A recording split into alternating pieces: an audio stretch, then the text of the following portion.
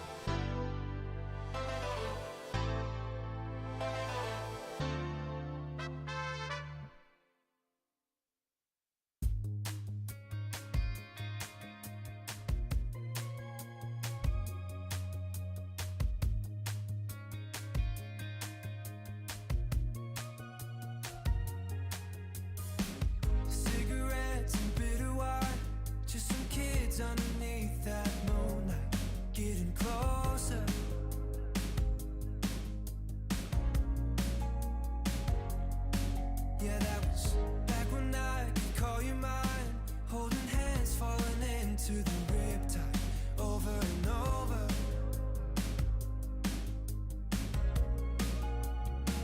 Yeah, we were taking off always running, wasting our days for nothing, singing I love you, with you riding shotgun in my car.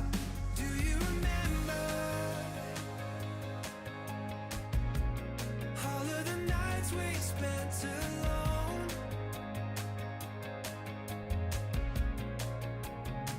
When we were burning the embers, waiting for the sunrise in the morning to bring us home. You know that I do. But tell me, do you remember? There was nothing we were scared of doing when we didn't know the way or where we were going.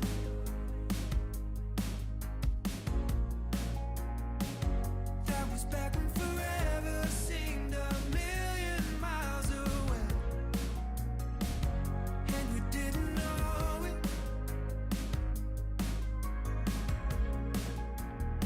'Cause we were taking off always running, wasting our days for nothing, saying I love you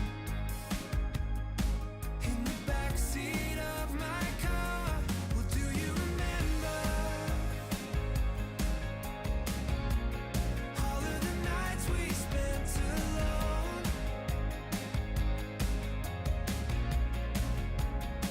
When we were burning the embers, waiting for the sunrise in the morning, bring us home.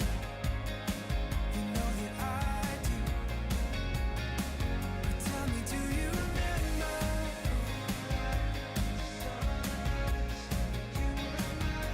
Yeah, do you remember?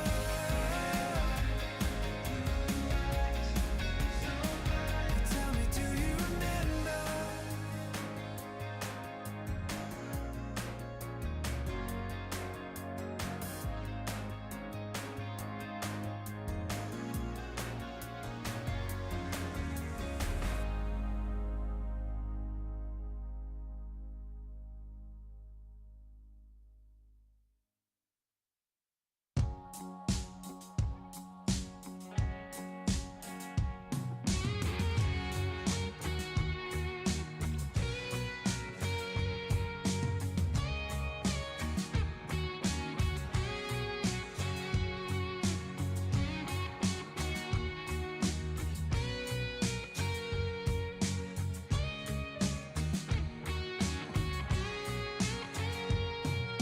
Hold tight, memories fading in my mind, but I know we'll be alright today. We fight, working hard every day, trying to remember the sunlight from then. Happy endings are a funny thing when your heart is broken and you cannot breathe. Oh, I'll find you waiting at the end of the line for me.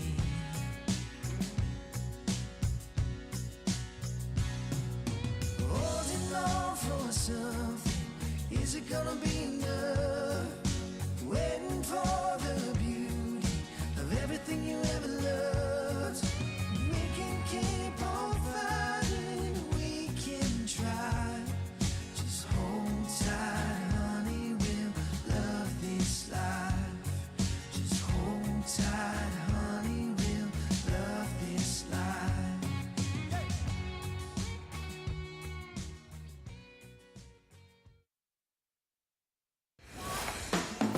You like that? Yeah, I was born to be the greatest. Yeah, I was born to be your favorite. Look, Ma, I'm on the billboard, I made it. That's what I dream every day, so I say it. Yeah, hey, but I'm humble, Kendrick. Straight out of the jungle, I'm fearless. Yeah, hey, but you win some, you lose some. I'm about to start the show. You try to knock me down, you try to take my crown, but look at me now. Yeah, look at me now.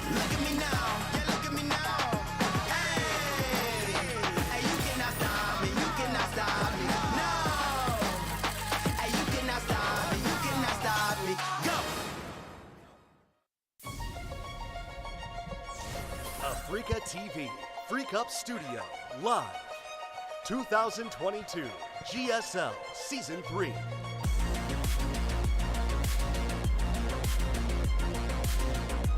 What's up, everybody? Welcome to the GSL CODEST Round of 4.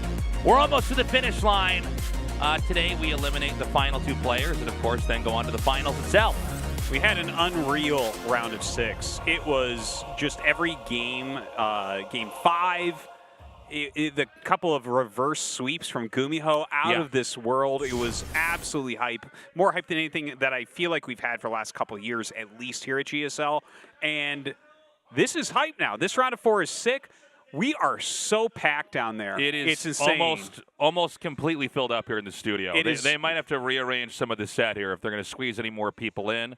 And it's electric here, man. There's energy. You can feel the energy here in the the audience. And what a lineup of the Final Four we have. Obviously, I think the big focal point here for the Final Four right now is Maru and Hero in a rematch again. This is, of course, the rematch of the Season 2 finals that we had where Hero became the first Protoss to win a GSL in 5 years over Maru, who would have been a 5-time GSL champion. That is a record-breaking number that has not been achieved. That's right. Yet, ever. That's right. We might get it this season. We don't know, right? Like, Rogue is gone. Darka eliminated early. This is clearing part of the path, but Hero does stand in the way. That's like a ridiculous round of 4 match. It shouldn't even be allowed when you think about it. When they got first and second last season, it's like, yeah, but if you, like, beat the wrong people or lose the wrong people, you guys might not be in the finals again. It's crazy. Who made that rule, Tasos? By the way, guys, information at the bottom of the screen. The finals is going to be on the 15th. It starts at 5 p.m. Right now it's 6:30 p.m. So if you're used to tuning in at the normal time, whatever time zone you're in, this would be an hour and a half earlier from that. If you're going to buy tickets, the link is there. The tickets go live at 5 p.m. KST tomorrow. Yes. So that's an hour and a half before now, 24 hours from now, which would be 22 and a half hours from now. Yeah, if you're watching the VOD and you're pretending to be now. Oh, damn. And then they're not going to get the tickets. But be sure to jump on that, though. It is going to be in this studio. And, you know, this is a fairly large studio, but we always sell out on tickets. We will sell out. And we will sell out for this one, too. So you do not want to be missing out on that. And you don't need a Korean ID or card or anything like that. We just checked with that will not be an issue. So, yeah. And by the way, we also need to tell you, they do not sell tickets if you show up. That's right. They will not sell one to you at the studio. Yeah, there's no system even in place for that. So you have to have a ticket ahead of time. If you can't make it and you're in Seoul, I recommend seeing if there's some kind of local, I don't know, a bar craft or some kind of viewing party that you can go to there. But yeah, I mean, it's the round of 4, and I mean, we're already running out of oxygen here in the studio. So just be sure to get on that. Anyways, on to the show itself now. Kind of a dramatic round of 6. We really could not have asked for more epic games. GuMiho coming back after being down 0-2, coming back 3-0 2 times in a row. It was absolutely absurd. And it's funny because you say, like, the highlight of tonight is Maru versus Hero, and you're right. But, like, GuMiho is another secondary highlight, which is pretty sick. He'll be going against RagnaroK, who actually had the best record out of everyone in the tournament in the last round. And by the way, RagnaroK, GuMiho, Hero all came out of Group A. Maru came out of Group B. Oh, that's from the a round great of 10. observation, Artosis. Okay, so the fact that RagnaroK wrecked that group completely, and the other 2 people that came up with him, like, also are there, it's crazy, Tasteless. I want to keep talking, We're but going to have there's an interview with the first round of 4 players. And soon you will get to see innovative builds and fierce mind games. So please be ready for the storm. We're going to have an interview with the master strategist of each race. Hello, RagnaroK. Hello, GuMiho. So we're going to have an interview with the first match players of round 4. RagnaroK, it's taken you 10 years to make it to your first GSL round of 4. How do you feel right now? 아무래도 제 주변에 이제 4강 간 형들이 워낙 많다 보니까 I mean, there are so many players around me who have made it to round the 4 before. 어떻게 4강을 이제 가서 So they actually gave me good advices on how to play in the round of 4, and thanks to them, 편하게 왔어요. I'm feeling pretty comfortable right now. 지금 이번 시즌 나에게로 기운이 오고 있다. 이렇게 And RagnaroK, this season you said is really turning out to be a good season for you. And right now GuMiho is sitting beside you. 나를 좀 감싸는 것 같나요? And do you think the universe is helping you right now? 네, 왜냐면은 I think so. Yes. 만약에 수호 형이 올라왔으면은 If it was DRG sitting beside me, I wouldn't have any had any practice partners to play. So I'm really thankful to GuMiho for being here, so that I don't have to play a ZVZ. 테란전 연습할 사람이 많으니까. And I have so many players to scrim with for Terran matchup, so I'm really thankful. So RagnaroK, I heard that you were rooting for GuMiho so much in his match against DRG. So how about a candid feedback on the round of 6 match of GuMiho's? I mean, he's a stellar player, and I honestly thought DRG was gonna win no matter what. Because when it's a standard versus standard play, DRG always has the upper hand. But GuMiho was able to exploit DRG's weaknesses really well that day. 보기 전까지는 병재 형이 되게 저한테는 쉬운 상대였는데. So to me, GuMiho was an easy opponent before his match against DRG, but not now. It's entirely changed. GuMiho, you made 2 miraculous reverse sweeps in the round of 6, and you made it to the round of 4. This is the round of 4 in 5 years for you, GuMiho. You had very short preparation time, only 2 days. So how did preparation go for you, GuMiho? 많이 못했습니다. Honestly, I was not able to practice that much. 저 지금 머릿속으로도 계속 돌아가고 있어요. 뭐 할지. So right now, even right now, my brain is just like working 24/7. I'm thinking of all the builds I'm going to use today. I have not had the time to practice. I was predominantly playing ladder and like computer AI games. So I'm not too confident, but I'm just gonna have to try my best today. I mean, GuMiho, you're renowned as the build master, so we're definitely looking forward to your builds today. So it's taken you 3 hours to get here, GuMiho, from Mokpo. So how's your mindset right now? Well, I'm trying to control my mind, trying to maintain my composure. I slept on the way here, which is a good thing. I'm a little bit exhausted, so I really want to dive into the match right now. Okay, the master strategists of Zerg and Terran are going to be clashing with each other. So, RagnaroK, is there a build that you would approve of GuMiho's? I mean, GuMiho's match against Solar when he used the Battlecruiser, that was really inspirational. Whenever I see GuMiho, I always remind myself of the Battlecruisers. And I'm sure Solar knew it as well. But despite that, GuMiho was able to beat him, which is remarkable. Then GuMiho, which build of RagnaroK's do you think is impressive? I feel like Proxy Hatchery for GuMiho, for RagnaroK is really phenomenal to watch. It's not a common build for sure, but whenever he uses it, he always wins. So it's kind of fascinating, to be honest. I mean, that's right. And the two builds have not met in an offline match before. It's their first time today. So how do you predict the score to go? If I win today, I think it's going to be 3-0 or 3-1. Okay, that was GuMiho's prediction. Then what about you, RagnaroK? For me, 3-0 clean sweep. Alright, so both players predict that it's going to be a 3-0 win for them. Alright, lastly, anything else you want to say to each other before we kick off the match? Only this round before the finals. RagnaroK. 전 지금 그냥 너무 재밌어요. 지금 상황이 그래서 I'm just like so happy right now. I think I can have an entertaining match today. 그냥 저만 실수 안 하면 As long as I don't make trivial mistakes, I think I should be able to win. 신경 안 쓰고 저에만 집중하고 있어요. I'm not gonna care about GuMiho that much. I'm just gonna focus on myself. Alright, it's a fight against himself. That's what RagnaroK says. What about you, GuMiho? Well, there are so many people here at the venue today, so I'm really thankful. I've not had the time to prepare, but I've done some research. I did some analysis, so I'm gonna try really hard today. All right then. RagnaroK is looking to move on to his first GSL finals, and for GuMiho, it is his finals after his major service. Both players are equally desperate, and they're really eager to move on to the finals. Let's kick off the match.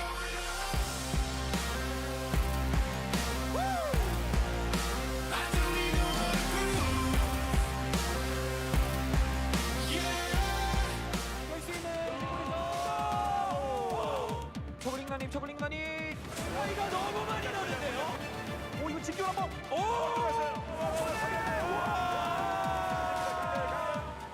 양과 포스가 하나가 다르게 계속 올라가고 있는데요. 진영 선수 4전 전승으로 4강 진출.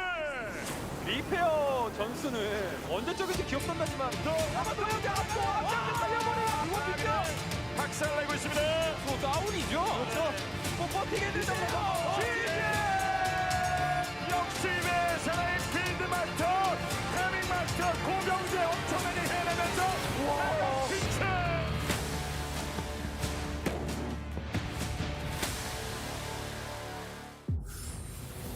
Today's matchup. RagnaroK. GuMiho. Match 1. GSL Season 3.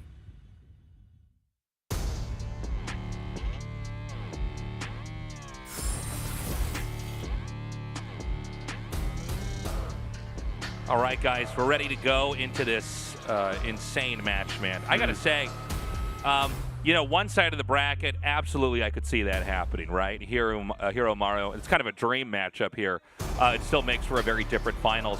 These two guys, I just didn't see getting this far, to be totally honest. Well, I think it's about time we start looking at RagnaroK in this new light that he's created for himself. That is 3 round of 6s in a row for him. He's been crushing.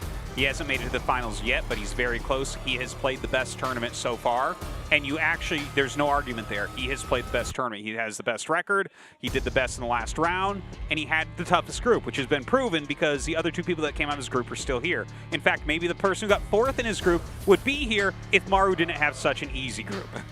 It's crazy because a lot of times, as you said, you know, 3 of these players coming from the same group, that is, even if you were probably destined to get to a Final Four, that's the one way you get flooded out, right? Is you get squashed by a heavier group. But here he is now. And GuMiho, you know, he's back from his military service. This is a former GSL champion, but it's several years back. I mean, pretty long ago. And what a journey he's taken to get here. And look, this is a guy that's got a very novel approach to the game. You couldn't have a more different Terran player from Maru in this group right now. But he's gotten here, and what's weird is when he plays normal, he almost looks better than when he plays his kind of inventive, super obtuse style. Well, he's got such an aggressive style that he plays with. But this guy is really, I feel like RagnaroK has filled himself out so well at this point. He was known as a cheesy player for most of his career, and in fact, even this year we saw lots of proxy hatches, lots of pool firsts and stuff. But guess what? He plays some solid macro as well. Like, he has some really fantastic macro plays. He has great one-hit punch builds on huge economies and stuff. Like, he is legitimately becoming one of the best Zergs in the world.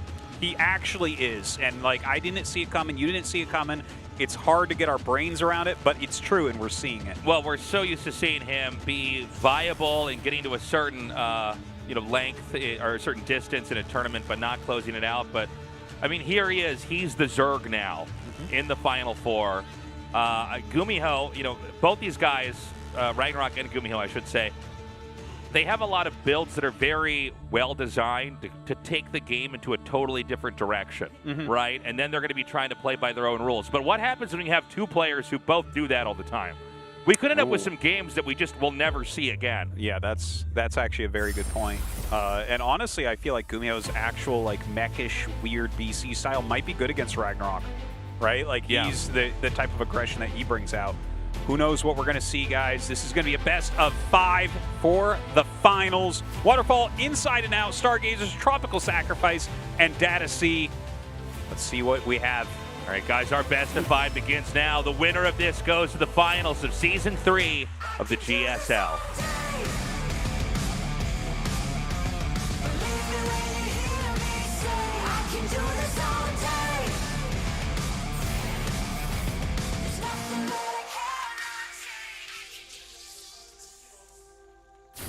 Alpha X, RagnaroK.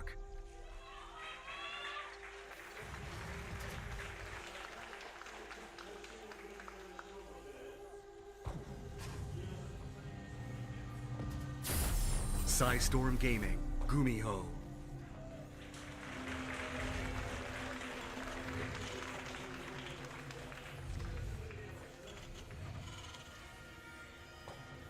Okay, let's get into this game now. Yeah. Very excited to see who's going to move on. You know, it's funny, on one side of the bracket, you have these heavyweights with Maru and Hero. And that's going to be exciting because either let's pretend that one of those two guys wins, right? That's going to be a total record-breaking score. A Protoss now wins 2 times in a row. Yeah. Or Maru wins his 5th GSL and basically gets GSL supremacy there in total domination. But on the other side of the bracket with these two, you've got 2 very interesting stories going on here. Spinner, happy birthday. Wow, Welcome. excellent. Okay, you've got 2 players where it's like, gosh, I don't even know who to root for. Both stories are so inspiring between GuMiho and RagnaroK.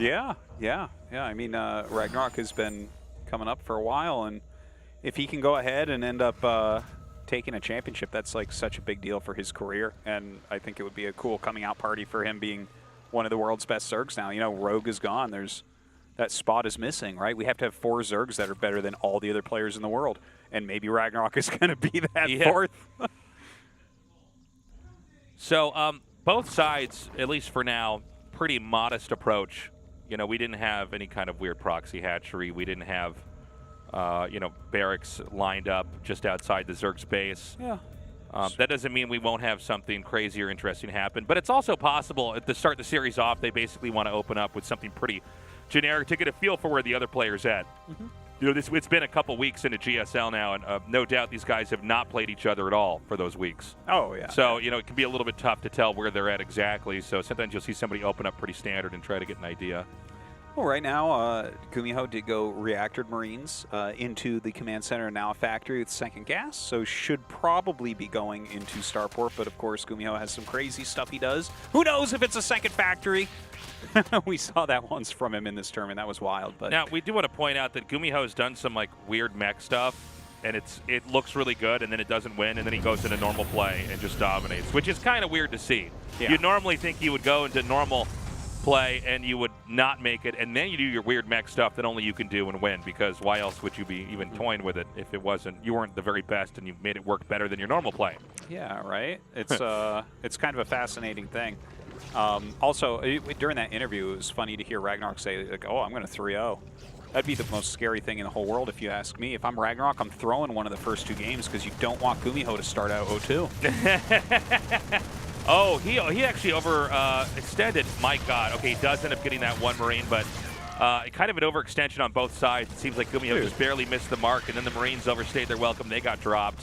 I got to tell you something, Tasteless. Yes. The more we're watching GuMiho play, like, look at this completely in-your-face aggression. This is something we were talking about when he was playing against DRG, where it's like when he goes bio, he plays more aggressively than literally anyone else. Yeah. Like, he is attacking, he's moving forward instead of kiting. Like, he kites forward instead of backwards. The guy has absolutely no fear. And here he is walking across the map with this small amount of Marines, zapping queens, zapping creep tumors. This is phenomenal. But there is going to be a big battering ram of roaches coming across the map. And you can see GuMiho actually debates does he want to go back and defend, or does he want to try to attack in. We're going to see if he made the right decision or not. It seems like the rest of GuMiho's forces are going to go ahead and try to retreat up onto the high ground. He may need to lift the CC. Yeah, I think so. Queens are here to wait for him. Unfortunately, he did see that coming through, and it was a little bit like GuMiho not deciding exactly what he wanted to do. Little hold position on those SCVs. So they are like just trying to block the roaches. He's going to have to manually target them, not just attack move. It's important to note, hold position, a very different way to approach this than to use attack, because the AI will always attack what is actually attacking them. So when you use hold position, it kind of messes up the AI of the roaches. That's right. Marauder comes down to get some extra hits here, but he's going to lose multiple depots. He's supply blocked pretty massively. 9 SCVs already have fallen. Units are falling as well. His Hellion counterattack is not really doing that much yet. Yeah, he does get 4 drones, and he's still got 4 Hellions. So, I mean, there's still opportunities to be made here. Look, if he gets 10 more right now, then maybe we can call this position even, but I don't think that there's any chance of that, Tasteless. I really think RagnaroK is having a much better opening here without any question. And you know, this season we've seen RagnaroK actually do a pretty large number of these like roach attacks where they just beeline across the map, and it just seems like maybe there's a little bit too much corner cutting here from Terrans. Yeah. Where they're too caught up in the idea of attacking them that they're not appreciating that you can just run across and hit them. And I mean, that command center had to lift off and go all the way back. Zerg's on his 4th base. I really like the pacing of this here for RagnaroK. In fact, I think this is going to be an extremely difficult mid-game for GuMiho, where I don't really know if he can even make opportunities for himself. It seems like a straightforward start that then became very Zerg-sided. Yes, yes. It's so grossly in RagnaroK's favor right now. I think it's pretty clear GuMiho will probably do, and we saw this before from him in a game where he got behind. It's likely, I think, that he will simply... Oh, look at that. Oh, he does get the shot up. Okay. I think it's pretty likely that he'll just do a 2-base all-in, like a really hard one. Like, just go as hard as he can. He'll stop producing SCVs probably in the early 40s here and just get +1 combat shields, all that, and just go for it. Oh, God. It's a decent amount of drone kills. Yeah. I agree with what you're saying, though, Artosis, to go back a little bit here. It's kind of hard in a game that's developed the way that this one has, that the Terran is just going to take a 3rd base and a 4th base. Yeah. It seems like if Terran were to try to develop, the Zerg would just come in and you know, trample the bases that Terran would try to set up. So it almost seems like Terran has to try to really lean hard into aggression. Yeah. And the Terran shouldn't win the fights, but maybe with really great control, he can. Yeah, look, he's already starting to push out. He starts a 3rd command center, so that kind of negates the theory I had on how he was going to end up playing this. Well, I kind of like what you were saying, but, I mean, this is another way to do it, and let's see if he can make something happen. It is 2-base to 4-base for a while here, and Zerg's eventually going to very comfortably get a 5th here. That's going to line right up with his income. Yeah. Well, let's see what GuMiho has. Like, he has a couple tanks there. He has some Marauders, so his army's okay against the Roaches, but 1-1 is going to finish for the Lings. It just doesn't seem like he has enough here. It's going to zoom like he might into go into the main. Yeah, I mean, this like never works, right? You don't even have room to micro, like they're just going to come up upon you, but we'll see. He sets up. He's there way before RagnaroK gets back up. He gets everything unloaded, which is nice. Yeah, but as you said, this kind of never works, right? He's going to jump back down onto the low ground. Okay. He's going to kill off some of these queens. We don't have any reinforcements coming here, so what you see is what you get. You know, it took a while for that slow army of RagnaroK to actually go all the way around into the main, and now he abuses that by going down into this 4th base location. Not going to get that much done, but, like, he's trying. Yeah, we don't have the 3rd base landed yet for GuMiho. And it looks like Terran should be pretty hard-pressed to try to hold this position, right? Yeah. I mean, how many barracks are actually in the main? Is it something like 3 or 4? I mean, it's not the right number. Yeah, it's something you know, like that, look, RagnaroK's just like taking more bases. He has Baneling speed, he has 1-1, he has some Ravagers in here. And he's kind of making it look easy for himself, but it really does come down to the little back and forths we had. We had like 2 moments where they were engaging each other, and the Zerg's decision-making just came out way on top. Yeah, the Roach attack did a lot there early on. I think GuMiho, you know, he's rubbing 2 nickels together to make a quarter, but I don't know if it's going to end up working for him. You know, he's adding the barracks, he's mining from that 3rd base, he's trying to stay active on the map.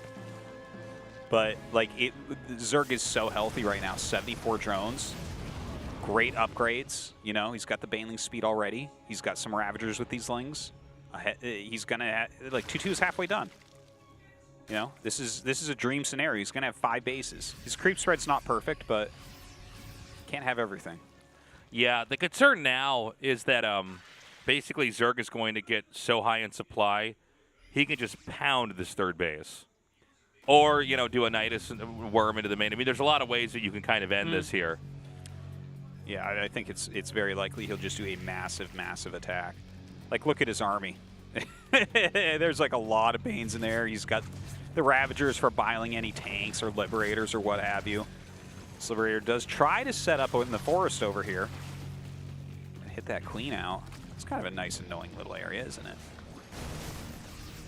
The group of Marines here going to clear a little bit of creep, kill a few few Lings here.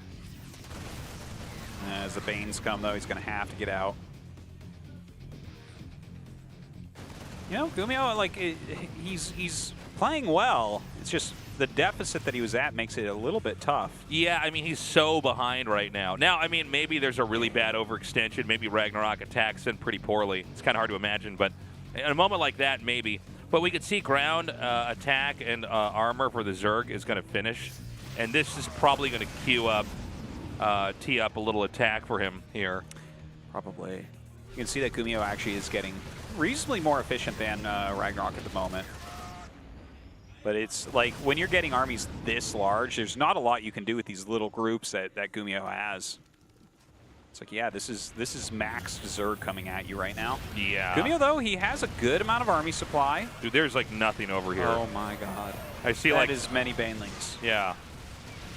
And I mean, yeah, there's so little here that he can come in there, he can wipe out that position, which cuts the income in by, you know, it takes a third of that out, basically. There's a huge drop coming here. Look at this. The double attack here from GuMiho. He kills that 4th base location. The 5th he was putting damage on just goes right into the main base now with this attack. I had not actually noticed this on the minimap, so it's kind of funny to see this come out over here. I don't know what he's going to get done here. This definitely did more damage than he expected, but again, the problem is, like, if you look at this from the Zerg's vantage point, like, you're okay losing a base. You have so many bases. Terran is just trying to get the base that would basically put you into mid-game, like the 3rd base up here, and doesn't have it. And, you know, it's basically, I can't imagine it's ever going to be enough to where he can kind of, you know, engineer a win from this.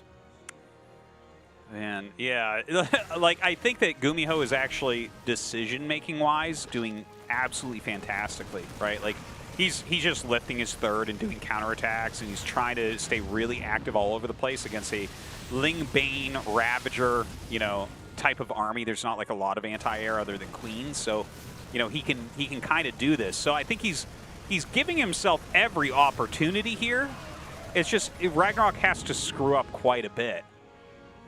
And this, by the way, goes to show you what happens if you don't get Mutalisks, like how long this goes on for. Yeah, it's very true. He is getting the Ultralisk Cavern, and normally it's good to throw down a Spire around the time you're getting Ultras to add in a few Corruptors. You know, you can chase those Medevacs, you can get rid of the Liberators, which can become a good counter as well. Okay, chasing us back a little bit over here.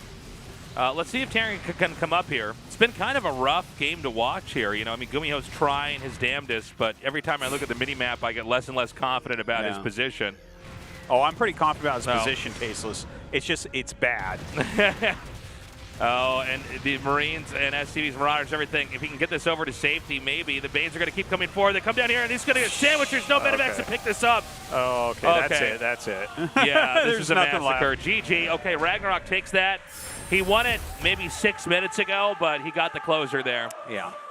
The Roach attack was too lopsided. He got a lot of damage to that, right? He did a big supply block, ended mining, got units, got 9+ SCVs, whereas the counter Hellion drop really didn't do much. The thing is, the very initial opening from GuMiho with the little Marine Hellion push that killed 2 tumors, got a queen or 2, like that type of move I think is quite brilliant. We never see things like that, and it was doing well.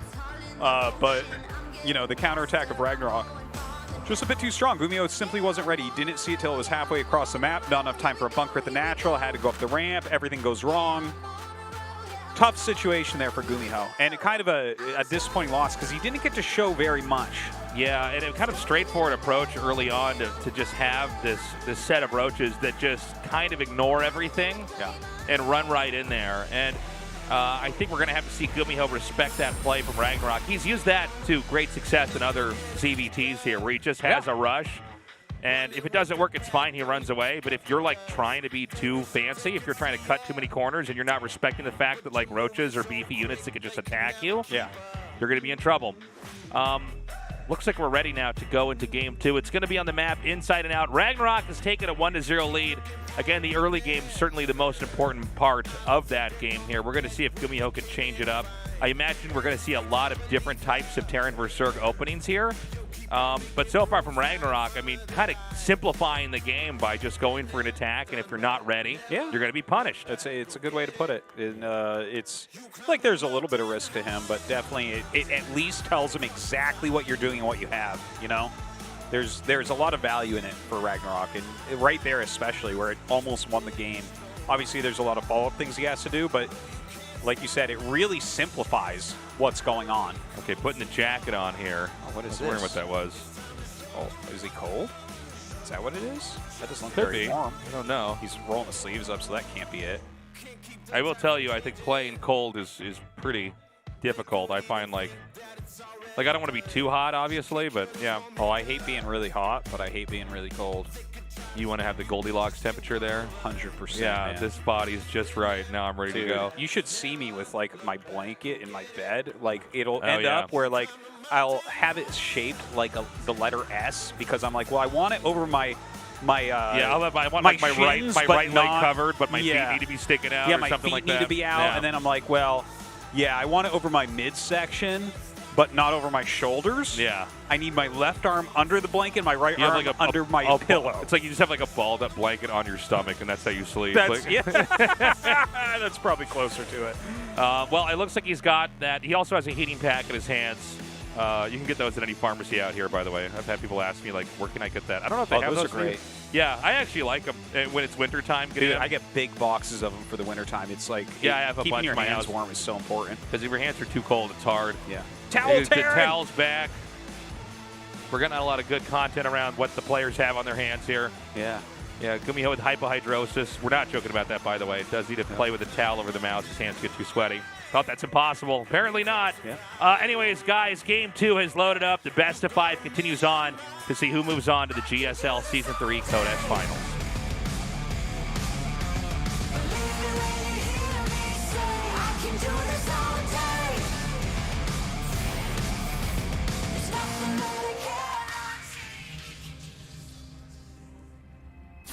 Alpha X, RagnaroK.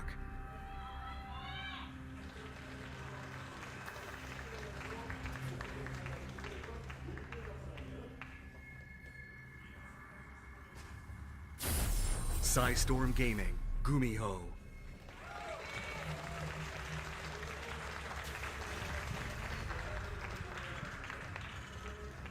Okay. So we've got Barracks Gas opening here. Hatch right away here from RagnaroK. RagnaroK is being very careful. We've seen him both games now. Scout a little bit extra, like in his natural and everything. Just double check in for any sort of crazy proxy shenanigans. Doesn't want to have an insta loss. I was going to mention earlier, but the game already picked up as we had a lot of Terran players go for Command Center first on this map. So you guys can see here, packed in the studio. Absolutely packed, man. It's close. crazy. You'll get to a GM. I love that sign. From Virginia, welcome. Italy. I'm like, watch how fast I can read, guys. Welcome, everybody. I'm sorry we didn't get close-ups of your signs, but they'll be catching them in between. I like that. I like each that of the games. Closest I'll ever get to a GM. To GM. It's clever. But yeah, it's truly like a lot of people in here. That's the back part. That's like behind the seats that they thought would fill up today. There's like all these other seats that have now filled up. Yeah. Make sure you guys buy your tickets tomorrow as soon as it opens. And I think when they eventually run out of room, sometimes we have people standing in the hallway. Yeah, we've definitely had that. Yeah, a lot of some people have told production downstairs, oh, thank you so much. Appreciate that. Yeah, man, it's just great to have you guys down here again. This is so fun. But yeah, definitely don't want to be one of the people last in here when you're standing watching from the hallway, which is kind of at an incline. Watching GSL on an incline is not comfortable. I don't know. That's what I do when I watch it from my bed taste. It's a little bit of an incline, you know? So better an incline than a decline, my friend. So, yeah, a little bit of back and forth here. Is he going to get this? No, of course not. This is StarCraft 2 with the Reaper and Lynx. Dude, when a GuMiho uses the Reaper, I feel like he's got, like, he takes his hand off the mouse and keyboard. Instead, he has, like, a steering wheel with a pedal. Like, he just, like, he dives in, man. Like, he goes through the Ling's legs and stuff. Yeah. Like, he's sliding like it's a bad action He's movie. controlling the Reaper with Oculus wands. The Reaper's motorcycle goes sideways and slides under a truck. Like, damn, oh, man. this is a good catch here. He's Yeah. going to kill off the over. What? No, you better get that. Go. Yeah, he's gonna get it. You want to kill that fast. The longer the supply block, the better. Yeah. And that blood all falls in the lava. That that DNA's gone. DNA can't live through lava too. So Abathur probably still knows the DNA that Overlord had, but like, just like in general lava, Yeah, it's a good rule of thumb. Yeah, it's a good rule of thumb. Don't go in lava, guys. Your DNA will be gone. By the way, 12 more lings, but he's going to drone behind that. Okay. So might want to come out. Maybe some ideas a little bit similar to what we saw before. Reaper's still going for it. Checking everything out. Banshee on the way. Is he going to throw down Cloak? Let's see. There it is. Okay, so I'm a little bit excited because if you recall, he's actually getting a tech lab on the barracks. Oh my God, he's going to get this surrounded. Oh! Oh, it was like, is he now? It was like they could have gotten away, then they didn't, and then they did. Oh, kind of funny miscontrol here. Okay, GuMiho used his nitro there. It looks, yeah, the Lings, though, getting some decent damage, really. He already got one of the Hellions. He's gotten a couple SCVs. Went after the Mule there. Didn't quite get the Mule. A couple more Hellions coming down. Oh, and he just saves those. So not that much damage, but I think that was still a pretty good move. Now, something I wanted to mention. Okay, I guess it's not going to be this game. But remember, he started Hyperflight Rotors one game, but like something went wrong and he like canceled everything out. So I guess there's no real chance here, but I was kind of excited when he was going Banshee that maybe we'll see whatever build it was that he was going to show us before. But no, it's just going to be a Hellion Banshee into bio play. No problem there. Kind of an older style. We do still see it from time to time. It's like a good mix-in and everything. But let's see how much damage GuMiho can get done, or if he's just going to focus more on the fringes. Denying that creep all. Yeah. Kind of funny to see some of the same themes in Game 1 and Game 2 of just some kind of raise and attack right up to the front to keep the Terran honest and keep him back. Double Banshee's coming down now with Cloak finished. We're going to see what he can get done here. And clearly this is not going to be about creep, but instead about trying to get the drones. There is a Spore, but there's going to be angles on the side where he can try to snipe that. He does get one drone taken out. Yeah, not too much damage as of yet. Like putting a little bit on the Queens. Oh, look at this. He catches some transferring drones. A little bit sloppy there from RagnaroK. The Hellion's going to run in a bit. One Ling actually screwing up their volleys there for a moment. You know what? He's getting some good damage. 8 drones down. But it looks like his Hellions just get so caught right there. Yeah, 8 drones is actually worth it, for the few Hellions that were killed there. But ideally, he would have wanted to get a little bit more. Stim's done, but we're not going to have a push for a little bit. The third base is being taken here for Terran. And it's important to remember that, this game basically can't look like the last game because the Terran hasn't been beaten up the same way that he was in Game 1. The Lings didn't do the same kind of damage that the Roaches did. Yeah, he did end up losing a Banshee there as well, unfortunately. So a lot harder to keep that as an active harassment tool, right? It's like I would say it's like too micro-intensive really to utilize one Banshee for harassment. With 2 at least you can one-shot drones and get damage at a reasonable speed. So we'll see what he ends up doing with that. Probably just send it somewhere to deny hatches or something like that. But Ling Bane Hydra gonna be what RagnaroK's gonna go for. Yeah, and this is a really strong style if you make the next 2 or 3 attacks work, because there's so much damage that comes out because the Banelings blow up and then the Hydras kill everything that wasn't killed by that. And it's meant to really like dislodge the Terran from the position that they're in, trying to go into a comfortable game here. That Banshee did get a scout on that new base going down. Look at this. RagnaroK is going up to 5 bases really, really quickly here. GuMiho, we haven't really seen exactly what his plan is. He might be going for a tank push here. He is making a 4th command center, which is very good to see. 1-1 is about to finish. Actually, yeah, and he did already have the armory. Look at that, insta 2-2. So very, very good, just staying on top of those upgrades. Well, he's got the 4th command center coming up here. I got to say, RagnaroK looks pretty scary on his side of the map. He does. If he goes for a Ling Bane Hydra, he might be looking for a fight coming up here. He's getting very big, isn't he? Yeah. Like, and his upgrades are coming along very nicely. Yeah. I like that from GuMiho, by the way. That little wall on the side kind of reminds me of think it's Hero smart. a little bit. He's like walling way far out, so it's going to be hard to hit that harassment without him knowing. But it's not Gateway's not as beefy, you know what I Yeah, mean? for sure. And look at this, a little attack comes down here. He does get one drone. He's targeting down the hatchery, but I think there's enough Banes. Oh, I can't believe how much actually got away there. Only one Marine died. How funny. Looked like it was going to be much worse. Put some good damage on that hatcher, too. He'll be back, Tasis. We'll see if he gets it next time. All right, clearing some more creep.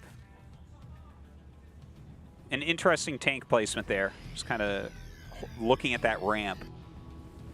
I do like that kind of like little forward position he has in front of that third base location. That area feels secure enough that it would be annoying for RagnaroK to even attempt to do anything over on that side. And GuMiho has a lot of peace of mind over there, so I feel like he can actually focus on what he's doing here as opposed to be like looking at the side of his eye, the side of his eyes, like looking for banelings to run into. You got this, man. You're like, yeah, I don't know. I'm like, Tasis, I was so excited looking for at today. the side of his mouth. Tasis, I drank like 9 coffees, okay? I don't know what's going on anymore, but there's like a wall of depots, and I've never seen it before, and it's crazy. Speaking of which, that wall is going to get torn down. It does buy Terran a little bit of time. And the push, I got to say, the tank placement is like really scary. It's really spread out. The Banes are being fished forward and being hit by tanks.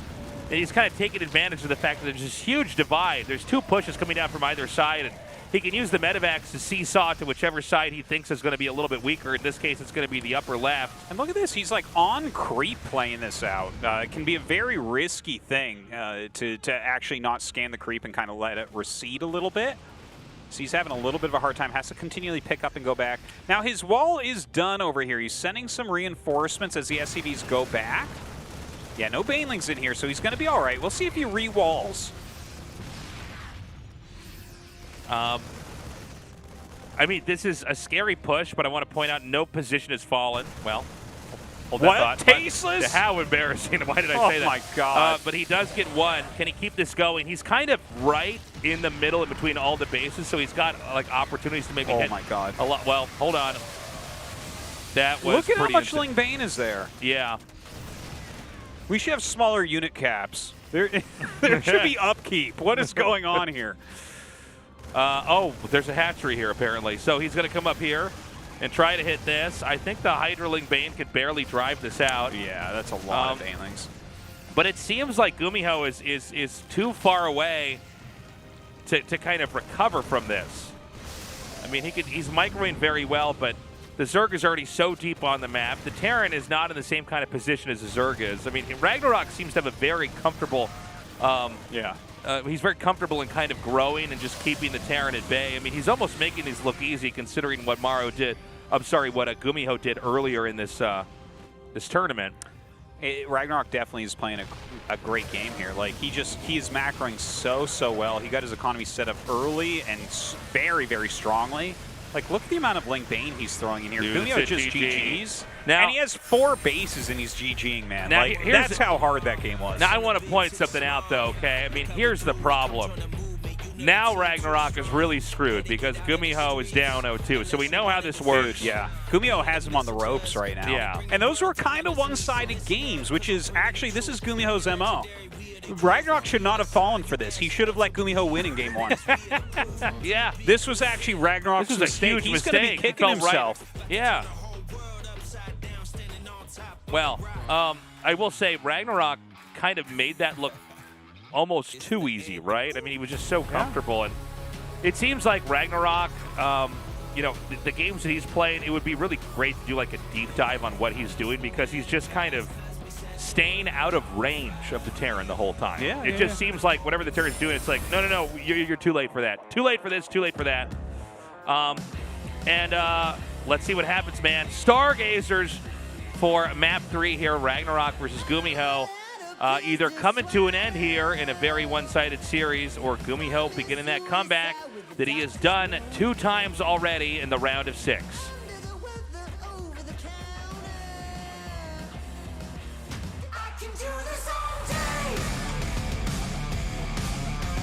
Believe me when you hear me say I can do this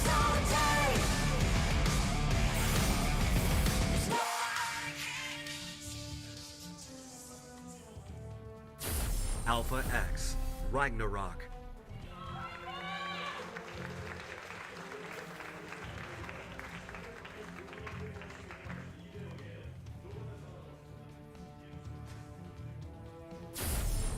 Storm Gaming, GuMiho.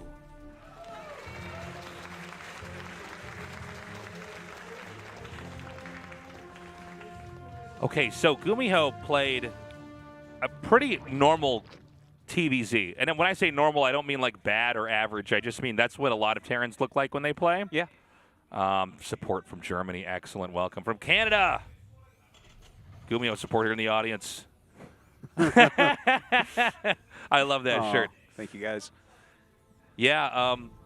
So GuMiho brought in kind of a standard style, and which is fine, right?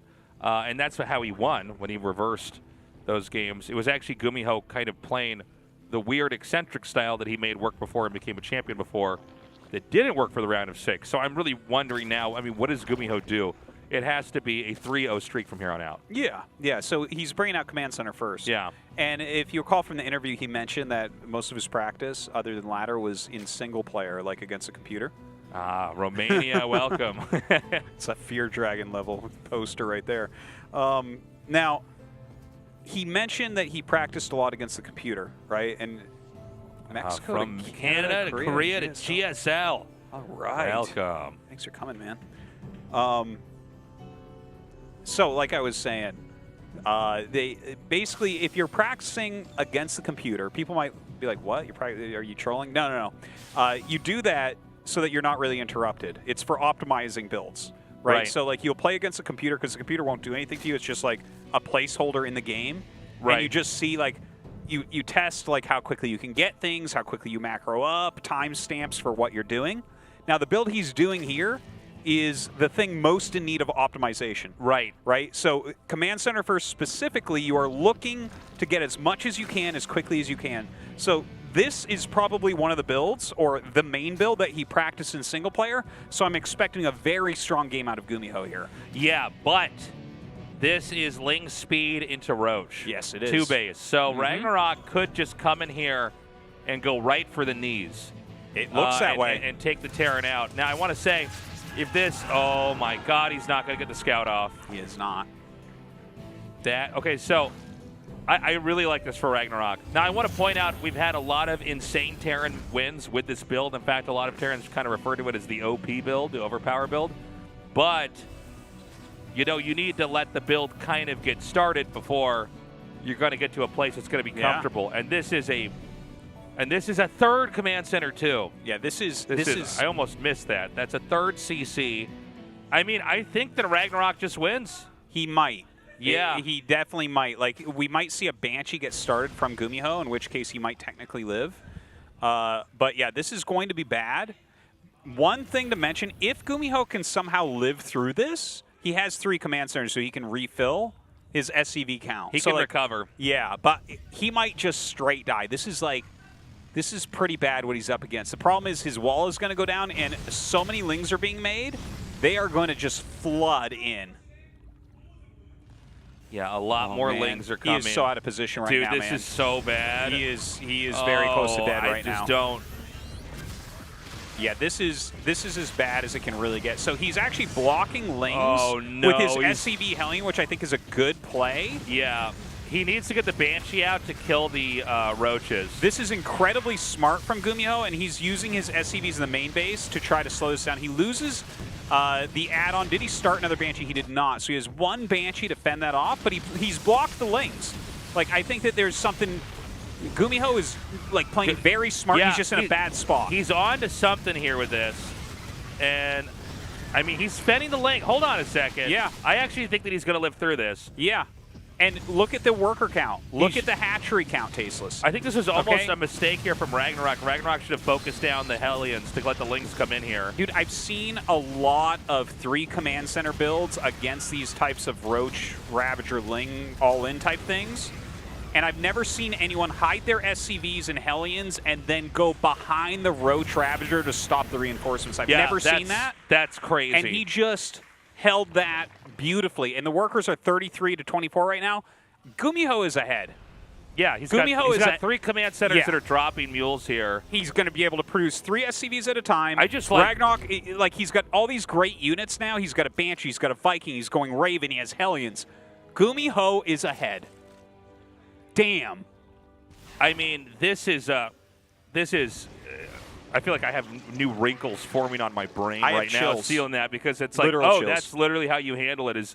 And I think RagnaroK made a pretty bad tactical choice that I think he thought was going to win the game, was he ran right up into the main, and he was thinking about the finals when he went up that ramp. Yeah. And what happened was that because the way the build works is you make a couple of roaches, and then what the roaches do the damage, the Lings kind of tank damage, and over time it whittled down the Terran, but instead the Hellions were able to intercept the Zerglings on the way up, and then the Banshee killed off the roaches and Ravagers. And I mean, look, this is a 3-base Terran to a 2-base Zerg that's trying to get into viable tech. I mean, the Spire is like, what, 30% done? I mean, it's a ways away. Yeah. I really like this for GuMiho. It looks fantastic. And look at this. The Raven is going in. He's going to throw down an auto turret. Will he actually see the Spire? I don't think he quite has vision of the Spire there, but it's 2-base, so like you can narrow it down, right? Honestly, I think like a scan wouldn't be too bad, like maybe just flying the Banshee through or something. Even the Raven, like he went partially in there, of course. This Overseer looks like it could get picked off here now. That's kind of nice. But yeah, look at that. 1-1 started, man. Dude, there's good things here for GuMiho, and RagnaroK is, like, look at the worker count now, Tace. It's 50 to 50. Yeah. Look how quickly he caught up with the 3 command center against 2 hatchery. Like, yeah, meanwhile, the 3rd hatchery isn't even done, so the income's not even anywhere near as good as what GuMiho has. The Spire finishes, but still droning up. RagnaroK really trying to fix his economy right now. Some missile turrets are being made, so maybe GuMiho did end up seeing the Spire, or maybe he's just reading it. Either way, looking pretty strong for him right now. Dude, the push that comes from GuMiho is going to be so fearsome. RagnaroK is going to have to buy a lot of time with the mutas, and he's going to have to make a lot of Banelings and get the connections. And there's already a Raven out, so it's not like you could plant Baneling mines, try to catch them or anything like that. True. I mean, I think it's going to come down to like really good Baneling connections, and I think that there's actually nothing fancy that GuMiho has to do to win this. It's funny, a lot of these games with these two guys are being decided at the start, or at the first moments of engagement with each other here. Yeah. Looking very nice. The mutas fly up. He sees them. He has his armory here already on the way. There's just not a lot these mutas can do, man. Yeah. They're like, I mean, they're just trying to get anything that they can. Well, it's also just 5 Mutalisks, right? It can't commit onto anything. It's true. And, we're going to see the Wallen get finished up here. I don't know how this Raven's over here, but I guess it is running around killing drones, which is annoying for the Zerg. Yeah, he's going to have to send some mutas to go deal with that. That's so annoying. Yeah, 5 drones, 6 drones. Very nice. Yeah, totally worth it. Here comes the push. Now, if RagnaroK could somehow shut this push down, the game's going to go on. But I will tell you, on paper, the Terran is looking extremely strong. Yeah, GuMiho pushing onto the creep, immediately removing a bunch of these creep tumors here. Banelings get an okay connection. It's a small army for GuMiho, but he is forcing drone production to cease. More Marines coming up. He's got those 1-1 upgrades against 0-0, very strong. And so the mutas are just going to try to find some way to counterattack here, but I think there should be enough turrets. And, I mean, this is a very good push setup over here. The tank over on this other side, it can get a lot of good shots off. The splitting here is very good right now with the infantry, as long as I think that GuMiho can just kind of hang on. Hold on, here come the mutas now. Well, with the mutas there, it's a lot harder to actually pick up against the Banelings, so that is a good flank that comes in, but GuMiho does target down the Banelings well enough, so he'll keep a good base of Marines that will protect his medevacs. The next wave is coming out, though. This is a lot. This is going to kill him. Yeah, I think so. And, notice where the Banelings are morphing. The mutas can't protect them, so he has to commit with the mutas. This should be GG, actually. There it is. All right. And so it begins. Yeah. Oh, so RagnaroK, you made a big mistake 2-0ing him. Dude, GuMiho is just a real-life Saiyan, man. You get him close to death, and he powers up. That's just it's super. It's like GuMiho he's got here. one of those like amulets you get in like I don't know, like a Metroidvania game where it's like, well, if you have 10% of your HP, you do more damage. It's like he casts Berserk on himself. If he's down in a best of 5, then like that's from those E games. Yeah, yeah, I know what you exactly. mean. Yeah. No, this was a very well optimized. Well, it would have been if he hadn't taken so much damage, but the fact that he pulled the SCVs behind the natural and then brought the Hellions back, amazing block there. We'll be right back.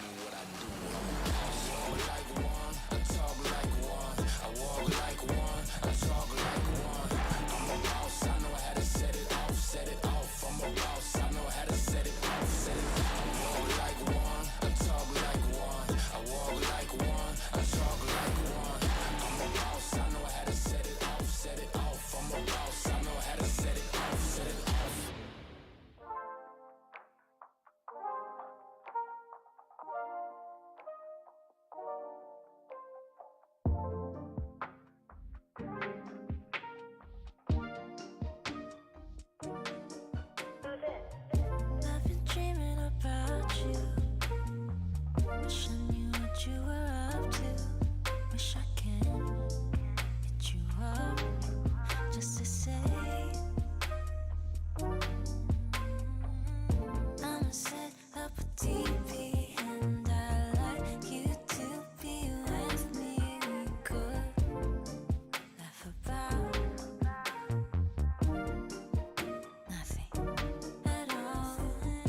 I'ma set up a TV and I like you to be with me. We could laugh about nothing at all. Truth is, I just wanna truth is, I just wanna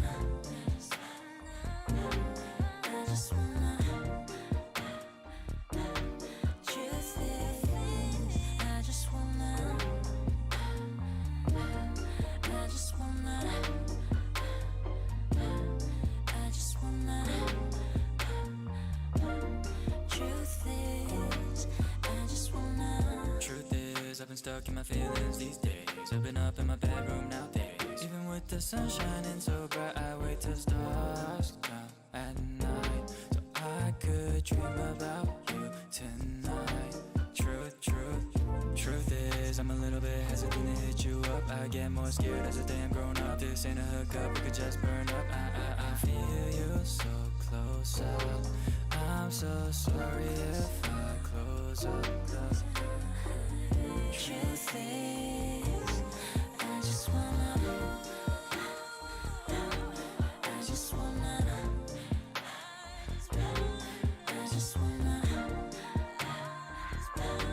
truth is, I just wanna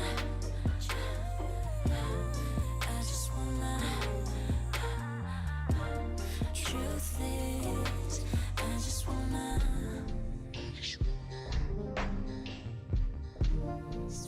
get close to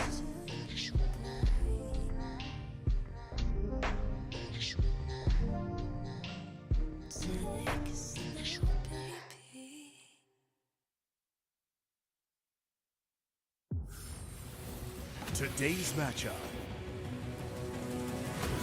RagnaroK. GuMiho.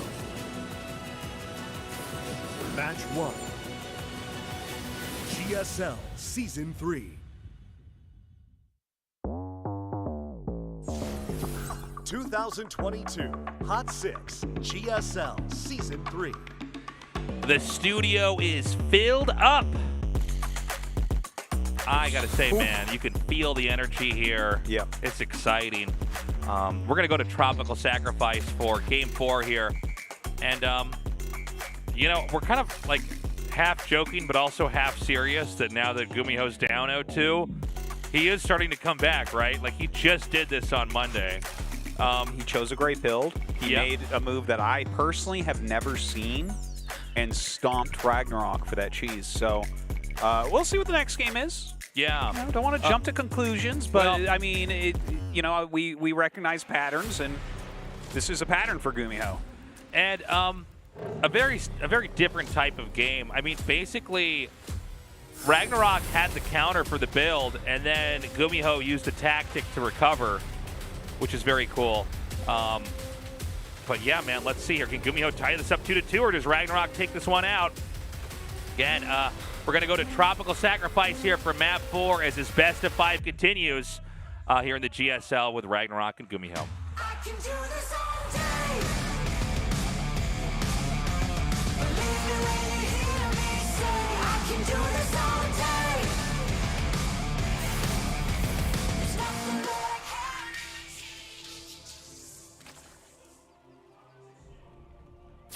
can't. Alpha X, RagnaroK.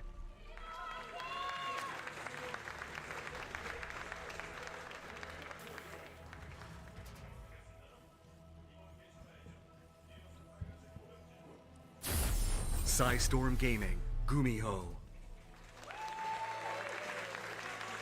I will tell you what, Tasteless. Like, I am totally fine with either of these players going to the finals, but right now, I desperately want a game 5. You know, like today could be very short. It's only 2 best of 5s. No, it could be very quick. Yeah.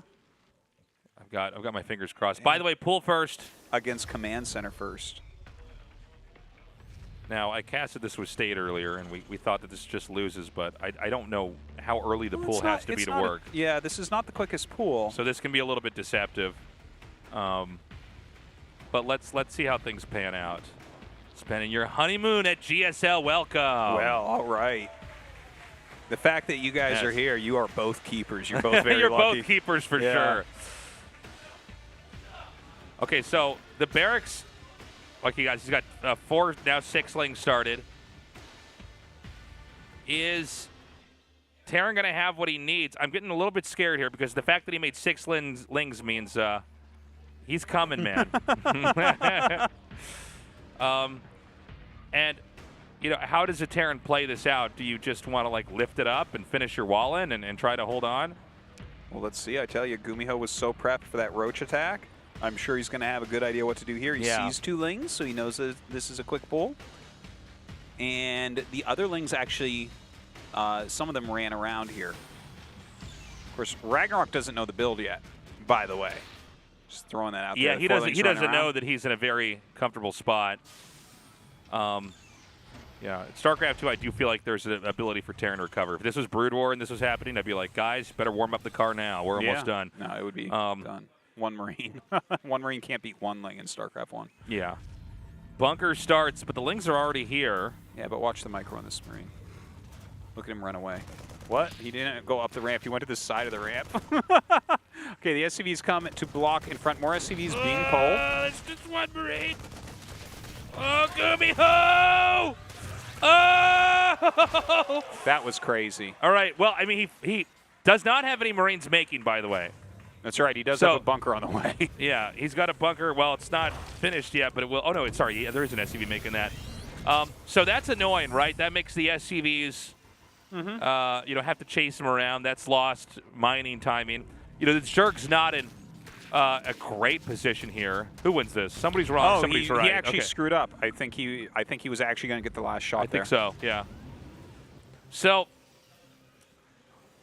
yeah, I mean... That ling may become a Baneling later that just ends the game. We don't know. So I think things are going to quiet down a little bit here. It's kind of hard for the 2 players to interact with each other after that. The Zerg did not, keep making Zerglings and keep trying to come in there and end the game. So they're both going to start powering up. A lot of workers are going to start getting cranked out here. Yeah. And third hatch is going up for GuMiho. It's not up yet. I think GuMiho is actually completely fine here after that. It's pool first, which slows your hatch down a little bit, and command center first allows you to get those SCVs going. He didn't really lose that much, so I think it's all right. It slowed him down some. Made him jank up his build a little bit. You didn't want a bunker right then. You wanted to have some tighter mining and everything, but he's going into a Viking. He's going into Hellions. And a 3rd command center as well. So it looks like a very big powering build once again. Yeah, I mean, I think the truth is that even though GuMiho got hiccuped a little bit, the Zerg kind of puts himself behind by trying to get those Lings out, and now he can kind of, the Terran can just go back to doing what they were doing anyways. You know, now in this build, the Terran is actually getting a third command center. We had a lot of 2-base builds where they just powered up on 2-base and try to run across the map and clobber the Zerg. This game is not going to be one of them. I like these three command center ones, to be honest. I want to see a couple eBays go down, though. Like, really power into this. 3 more racks already being started here as well. Range just moving forward to hold that front. He did get rid of that bunker. Or, no, actually, it looks like it's still there. But he is walling in, so probably won't need it for too much longer here. And there are the eBays. The eBays get started, and they're started just slightly, just seconds after the evolution chambers. So, you know, that's totally fine. They'll be so close on those upgrades, which, you know, on both sides, that's such an important thing. Yeah, well, I mean, you basically can't not get them. If you're not going to get them, you're going to be trying to end the game right away. Yeah, it's there's like the only macro-esque build with Zerg that gets late upgrades is the 2-hatch Muta, right? Like, and you're like relying so much on speed banes with that build, it's kind of crazy. But here, if you're going to actually have a macro game, both players need to be going for those upgrades heavily. And I don't think anybody's clearly ahead right now, but I think this is definitely a doable one for GuMiho. And the reason why I'm bringing that up is the Game 1 and Game 2. Like, GuMiho, you know, shortly after the game started was in a pretty bad spot and kind of never really had a chance to recover, especially for a player like RagnaroK who's just going to kind of stay on top of everything. And so, yeah, I mean, I'm excited to see when the game picks up a little bit more what exactly is going to be happening here. Well, GuMiho scouts out that very quick base, that 4th base and the 5th base, both coming up right now. I do like this from RagnaroK, and we've seen this multiple times now, where he will just go ahead and go to 5 base immediately. This feels like it's a nice modern response, right? For a long time, people go 4th base then 5th base rather than them both at the same time. But this gives them like a little bit of extra greediness here against a very powering build that GuMiho is using. Now a lot of creep going down. Yeah, I think he knows he could probably come through here and basically wipe all this out. It's a lot of creep tumors, by the way. That's a lot of creep gone. Yeah. That's fantastic. And it's going to make it a little bit easier if he wants to push in there. I think especially at the lower side, RagnaroK's pretty much paved everything with creep. So it makes that 3rd base a lot safer. Yeah. But, you know, talking about 3rd bases, man, RagnaroK's already going up to a 4th and a 5th. He's growing rapidly. And honestly, his growth rate, it feels like Rogue's playing or something like that. You know, maybe past. Even more so. Like yeah, he looks really scary. The double base is pretty insane. But the worker count is very similar for the two right now. That was big loss there for GuMiho. Yeah, he lost more than he should have. He is removing more creep during this time as well, though, which is important. A lot of queens down here trying to relay it. But he's got a pretty solid attack path to that 4th base location, right? Like, there is not much creep in front of it. That is killable. Yeah, I think that's probably a good spot to start to get tanks over there and try to get a position where you can maybe break in. You can see stimming and chasing them back right now. There's actually another drop right at the bottom. He's microing on 2 different fronts right now. But he hasn't really kind of made it in anywhere just yet. And he's got a couple mines laid around as well, by the way, just in case anything does get lured. Uh-oh. That's not a tight wall in. No. Certainly is not. More bio comes down, so it doesn't seem like it's too big a deal. This is a few Marines, maybe an SCV.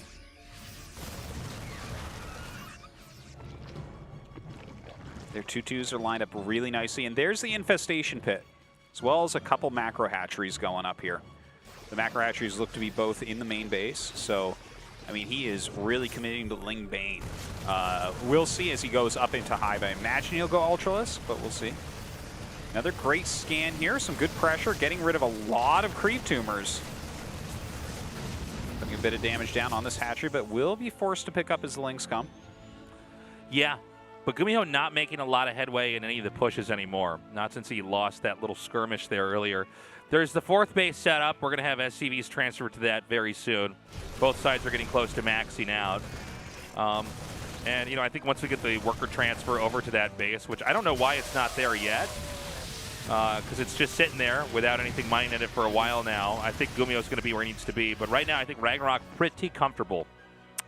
Yeah, he's doing all right. One thing you got to just kind of keep attention on as well, though, here, I think. Oh, my God. Oh, that was big. That was a big moment. GuMiho looks panicked right now. Dude, that was a lot of Marines that he lost there. He was doing very well army supply-wise compared to RagnaroK. But yeah, one thing I want to mention, the macro hatches are incredibly important here for RagnaroK as well. Because when you're going pure Ling Bane, there are situations where your armies will kind of trade, but you won't have enough larva, right? So he needs to make sure that he's still hitting those injections and everything as well. This little attack, not going to get too much done. Oh, God. Look at, that Marauder just ate a million Banelings. Very well done by GuMiho. Yeah. Goes the main, sees the double spore, decides to turn around. It's been a pretty dramatic game here. RagnaroK continues to grow out. He's now taking this base close to 6 o'clock. It doesn't seem like his growth is going to get impeded anywhere here. And I don't even know about this. It seems like GuMiho started to slow down now. He's not able to move his screen as fast to try to catch and scoop up these units before they get connected with the Banelings. Yeah, I think he's trying to use heavy Marauders a little bit, right? Yeah. Like, look how many he has. He's really trying to soak up Banes with that right now. Yeah, nice kiting here, but there's so much coming from so many different angles. Oh my God, it is absurd how much Ling Bane is actually here right now. GuMiho is going to have to pick up with what he has left over. A lot of damage on those Overseers. They're all in the deep red. GuMiho is going to have to pull back. Supply very similar, which is scary against Ling Bane. It's only half a supply a unit. Yeah. The Banes are going to keep coming here. It just doesn't quite seem like there's enough to split and shoot down all the Banes. Well, hold on, maybe there is. Yeah, the Banelings, not as good against these Marauders, so it is super Marauder heavy. They are clearing the Lings really quickly. It seems almost like RagnaroK overextended a little bit here. Oh, never mind. I didn't see that. Sorry. 14 SCV kills down there. That is painful. I was wondering what was going on with that fight. I thought, gosh, it's probably better to just back up and GuMiho try to regroup. Drops to 54 workers. That's a lot lower than what he was at, so that's a bit painful. Yeah. That being said, I don't think GuMiho's dead yet at all, but I am worried for him here. I mean, this Zerg is continuing to get bigger and bigger and bigger. We've got a small drop coming in over here. It's going to snipe the Queen and maybe get the drones in the hatch. I mean, I don't see a lot defending here. Very good. Marauder drops are kind of funny. They can actually pick off hatches real quick, but you see the Lings actually, it's like it takes them a little bit to kill those, unlike Marines. Yeah, well, they're easier to micro, too, in and out of dropships. They're very beefy units. Yeah, and look at this. This base goes down, man. Yeah, he's going to get it. You're right. That's a very nice pick-off. This was a win that GuMiho needed very badly. We saw a couple big losses there. Now he's going to come up here from the top. Yeah, he only lost one Marauder there, by the way. And look at the supply differential now, Tasteless. Like, at Army, right? 68 versus 117. Yeah. So even though GuMiho had a couple mistakes there and some good engagements, I think you're right. I think RagnaroK did overdo it a little bit when he chased him all the way down. Ling Bane, sometimes it's hard to refill that supply. Like, you need so many larvae, it's actually insane. But he is going into Hydras, so if he can get a decent group of Hydras roaming around on his creep, I can definitely see him stabilizing this. But right now, GuMiho, if he continues with this pressure, I think he's going to get more bases. Yeah, if GuMiho can keep growing, he's going to be fine. And really, at this point in time, the attention is so much more on the Zerg side of the map. Zerg's really on his back foot here. Can he actually break into this spot up here? Man, that hatchery taking some serious damage. Here comes the Ling Bane to try to get. Oh, and he does have to pick up the Marauders. The hatchery is so low, though. He's going to go for it again. Yeah, if he can get it there. Oh, another base killed and not canceled. GuMiho is absolutely everywhere. He can get it. He can get it under the hatchery. Oh, my God. Another Marauder drop over there with the Queens. Those Marauders, so tanky, so beefy. What is happening? He's everywhere. GuMiho is literally everywhere. He's literally right now. all over the map. GuMiho is doing all the things. And look at this. Ling's coming up. A very Marine-heavy army here. Going to be able to mouse them down. He kills another hatchery down at the bottom right once again. He's starting to pick off the Queens. Banes do come in, but it's very heavy Marauder, so he just splits and lets them hit. It's gone. The hatchery's been killed off. Dude. And, GuMiho is still dealing a decent amount of damage like everywhere else on the map. There is a command center way in the top left corner. It's also not being mined from. But, you know, these are not, more opportunities arising here. And it feels like GuMiho, you know, he's kind of been stuck on this tech for a while. And now that we have so many more Marauders here, it seems like this is very, very difficult for RagnaroK to deal with. RagnaroK is on 1, 2, 3, 4, 5 bases, I guess 4, but 1 is making. Lurkers are going to be added in from RagnaroK, so that is one way you can grind back some of the value, but the way GuMiho has been playing, where he's kind of everywhere at once, multitasking all over the place and hitting, is going to be hard with a small amount of Lurkers to defend. So I definitely feel like GuMiho is very close to tipping this game over and winning. Yeah, and he's also, RagnaroK, I think, was so stuck on this kind of comp, and Ling Bane is strong, but you're trading out stuff, and if you don't trade effectively, you're just dropping army, right? Where, like, you know, Marine, Marauder, Medevac is so much more robust because if you can take a good exchange, you heal up to full. Oh, my God. Yeah, what I've seen here. Dude, look at this. The Lurkers are coming out, but there's so many Marauders here. He's just picking them off very quickly. The Ling Bane coming up, and the Marauders once again tanking heavily. He kills off yet another hatchery. Just a stupid amount of hatches killed this game by GuMiho. Yeah, this is He's over, killed man. like 8 hatcheries or something. This is over. We're going to go on to Game 5. GG. Woo! The prophecy is being fulfilled. This is crazy, man. This isn't real. The writers for this show are so bad. This is such a trite storyline. But he always comes back after being down 0-2. Dude, I tell you what. Right now, if I'm Hero, I'm not worrying about Maru. I'm thinking what's going to happen to my image when I show up to GSL Finals late to make sure I lose the first game to GuMiho. Yeah, that's the only way. My God, this guy... yourself DQ'd and lose a match. How do you stop him? Like, you go up 2-0 and you're like, yeah, see, I know I'm going to beat you. Like, I'm so much better than you. And then he just turns it on. We've got Hero coming over here. Yeah, old teammates. They were both on CJ Entus together back in the day during that Kespa switch. Yeah. Yeah, maybe just some words of support to his close friend there. This is crazy. We're getting our Game 5. Game We're 5, getting our value. Yeah. And it's going to be data seed. Listen, this guys, is the big map. If that was a 3-0 earlier, you guys should have just gone to the front desk and gotten your money back. But GuMiho saved the show. Yeah, we give full refunds today, by the way, if you don't like the show. That's right, yeah. Data C. It's a big map. How exactly is this going to be played out? It's battle cruiser time, Tasteless. Yeah. Oh, by the way, our game's already ready. Let's go.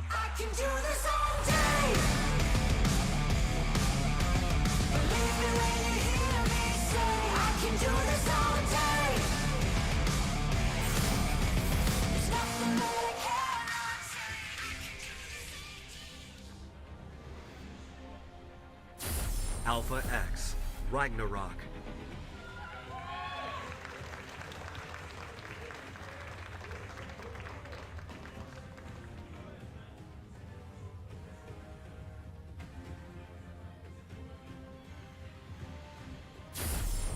Storm Gaming, GuMiho.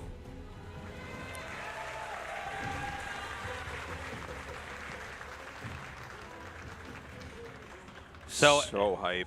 Command center first. From Seattle, welcome. I've seen this before. It's true.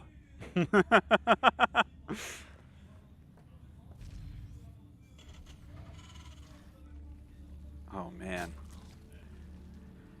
Oh.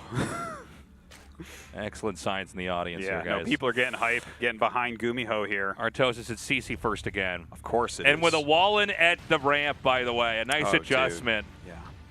Why Wallen? I'm sorry, the big ramp, not the ramp, the small ramp is what I meant to say here. But yeah, this is a good approach. It's actually an improvement off what he was doing before, where it's like, no, Wallen to protect the command center. And I think that this is a great build for him to, you know, choose to do like 3 times in a row here. Like we were talking about before, this is the type of thing you optimize in single player. Yeah. I'm actually surprised in the interview, by the way, that he mentioned that he was practicing builds in single player.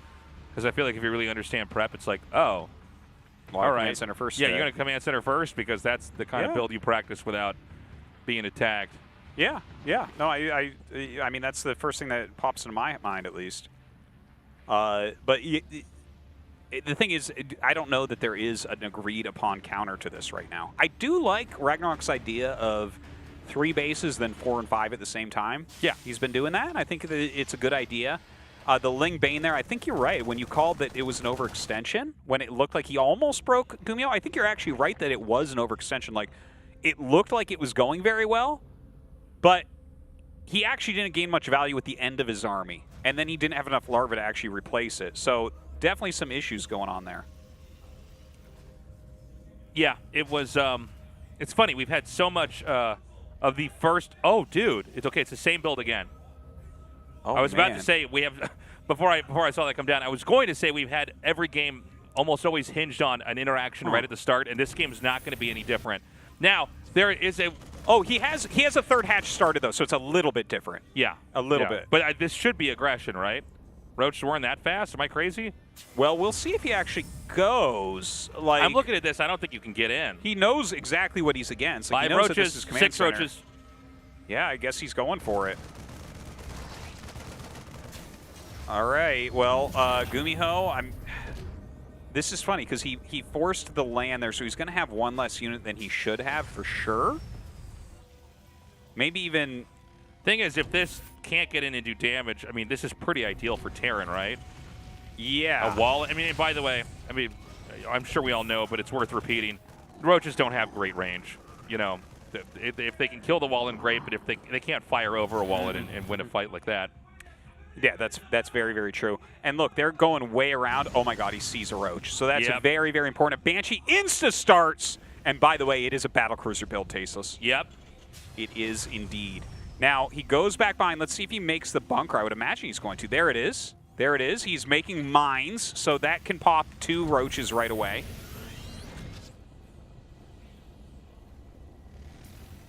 Oh, my. Dude, I almost fell out of my chair. Yeah, I thought he could just walk in there. Me too. Okay. Well, he's taking the fight over here. Oh, the mine goes down. The SCVs were blocking mines from popping out on the correct side, perhaps. I think that's what we just saw. I think you're right. Okay, he gets the bunker finished. The Banshee's about to pop out. This is okay. Like, he's not dead by any means. Dude, that was so funny when I thought the roaches were just going to go around. Yeah, no, they started wiggling. In fact, RagnaroK, it looked like he thought it might work. He's like, wait, what? Yeah. Okay, first battlecruiser on the way. He lost 6 SCVs. This is not the end of the world. He doesn't have the triple command that we were talking about before. When something like that happens, you have triple command, you're actually oftentimes ahead because you can just refill immediately. But I'm sure he'll keep up nonstop SCV production, drop his mules and everything. And he's going to be relying upon the battlecruiser to kind of clean up what went wrong, right? Like get him some parity in this game.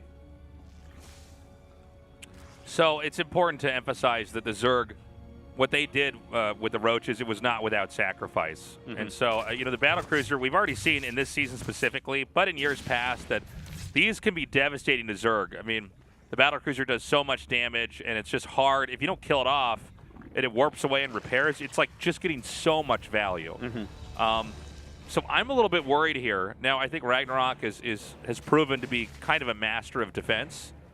But let's see how he deals with this, because defending against a battlecruiser is totally different than trying to fight a bunch of infantry running around on the ground and picking up and running away. Yeah, it's going to be an incredibly different game. I love that he's actually falling into his mech for Game 5. Oh, yeah. It's battlecruiser mech, and he likes 4 battlecruisers instead of 3, so he's got his own little spin on that.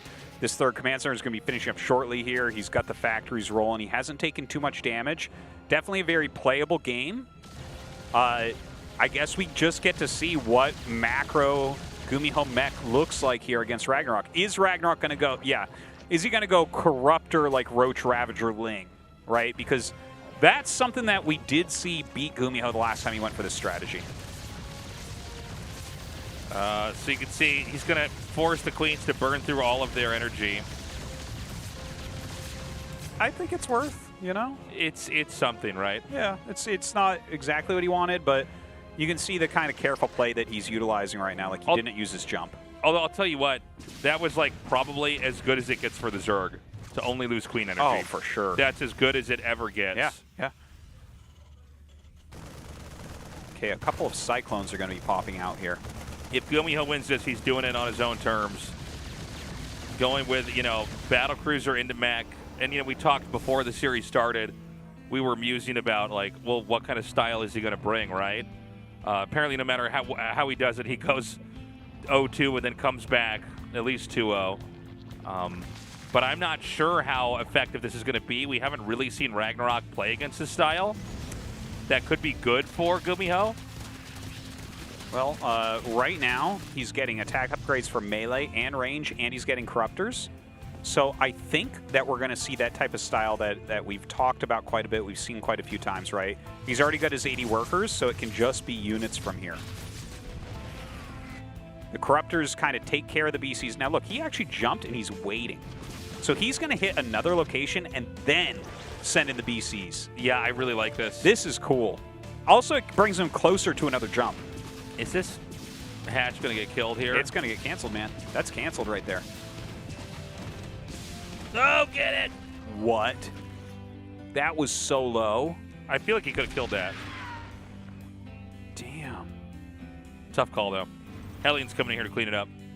Well, if you're going to lose the Banshee either way, man. The thing is, sometimes you just auto-react. You're like, yep, run this. No, you're going so fast that, yeah, you just... 15 swarm hosts? Oh, my God. Oh, he canceled 2. That's hilarious. Start 15. He's like, you know what? I need 13, not 15. But look, the swarm host counterplay. GuMiho is used to this. He knows about this, right? Like, he's the first one that solved this, in fact. Some of the ways he solved it were, like, Thor drops. This was way back in the day. And Vikings, right, to kind of knock them out of the air. Nowadays, we have seen him utilize Hellbats with some medevacs. Obviously, that's kind of like a well-known way to tank. Now, look, he's actually waited so long with these BCs, Tasteless. He jumped them back there. They disappear. So now he can go in and harass them and then jump home. So that's not something you're used to. Normally, when you jump BCs in, they get dealt with, and you better get out of the base before they die because you can't jump away. So this is going to be pretty surprising for RagnaroK when they can jump out, because he's going to think that these things just jumped in. Yeah, this is some pretty brainy stuff here. And this is couldn't be at a better time. Oh, my God. But hold on. We're going to see RagnaroK try to hammer this position. Yeah, that's pretty darn good from RagnaroK. A very good first volley. He's killing several siege tanks. Cyclones, Baneling's rolling in to deal with the Hellbats. I mean, I just don't see much of anything left over here. He sends it back. Sends it back. Oh, God, don't lose that command center. He that needs would be to repair bad. that. But I think this might actually be over. I think there's a reason why we don't see Terrence do this more and more. This is a maxed out Zerg right now. It's like 118 supply. Yeah, no, it's a pretty big difference. His BCs have some serious damage on them as well. The first Swarmhost volley was just so efficient, and here comes the second. This one's going to be great, too. It's going to be great. Now, he's trying to repair these BCs, but he's going to lose them. Oh, Tasteless. I think you're right. I think the mech has fallen. Man. He should have played with the style that worked before. RagnaroK is taking this. He's going to the GSL finals. Very well done. Huge crowd here to see him go to his first finals. GuMiho made it so close. He played a fantastic tournament. It's great to have him back. But RagnaroK is the rising star of GSL Code S right now. He's the new Zerg. Even though he's been around forever, he's the new top Zerg out here. Yeah. He did what Dark and Rogue couldn't do, and so many other Zergs in the past couldn't do. GuMiho, man, you know, talk about an emotional journey, a real roller coaster ride. You know, I gotta call into question his decision to go for an alternative comp. You know, maybe stick with what's working, right? I mean, it seems like as time passed, he had a better handle on how to take this. I think it's a tough map for that as well, so I'm okay with his decision. It didn't work out this time, unfortunately. Right. And here RagnaroK is. Look at this. Dude, over 10 years he's been playing. Over 10 years he's been a pro gamer, and he's finally in the finals. Guys, don't give up on your dreams. Yeah. Be like RagnaroK. Wait over 10 years of doing something full-time. Over a decade of this journey to get to here. And I'm just excited to see what he's going to say, man, when we interview him, because, I mean, this is like literally a dream. You worked so hard, and so many times you tried and failed. It's crazy. Wow, what a spectacular performance from RagnaroK. He makes it to his first GSL finals in 10 years. All right, let's give it up for RagnaroK.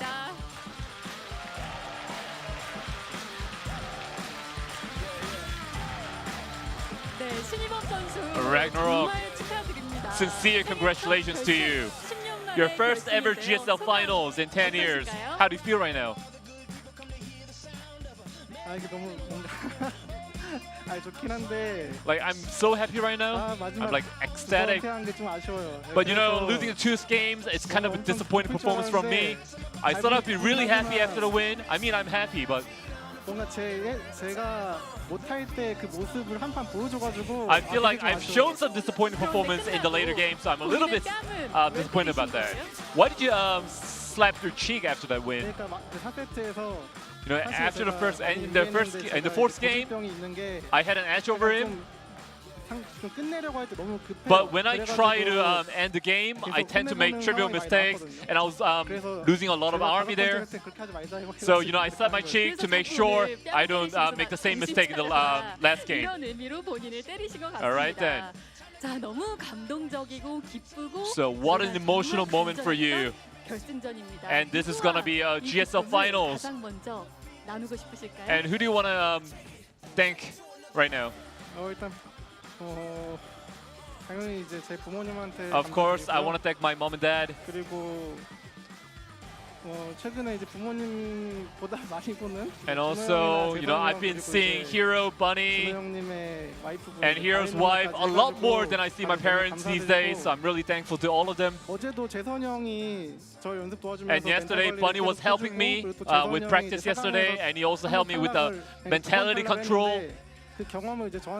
And he gave me a lot of useful advices. He told me what to do in certain situations. And when it's like 2-2 score in the last game, he told me to do like something else, and he was really helpful. So Bunny helped you, Bunny helped Hero. He's really busy. I really want to see Bunny right now. So RagnaroK, let's talk about the games. So this is the first round of 4 for you. So I'm really curious to what you're going to show us in the first game. And then you've been showing the Roche harasses a lot this season. So how did you come up with the opening? I mean, before coming here, I wasn't thinking of playing the Roaches because I used it so much this season. And I had a feeling that GuMiho prepared a counter strategy to it, so I wasn't going to use it. But then I got this feeling, I had a feeling that I should use it.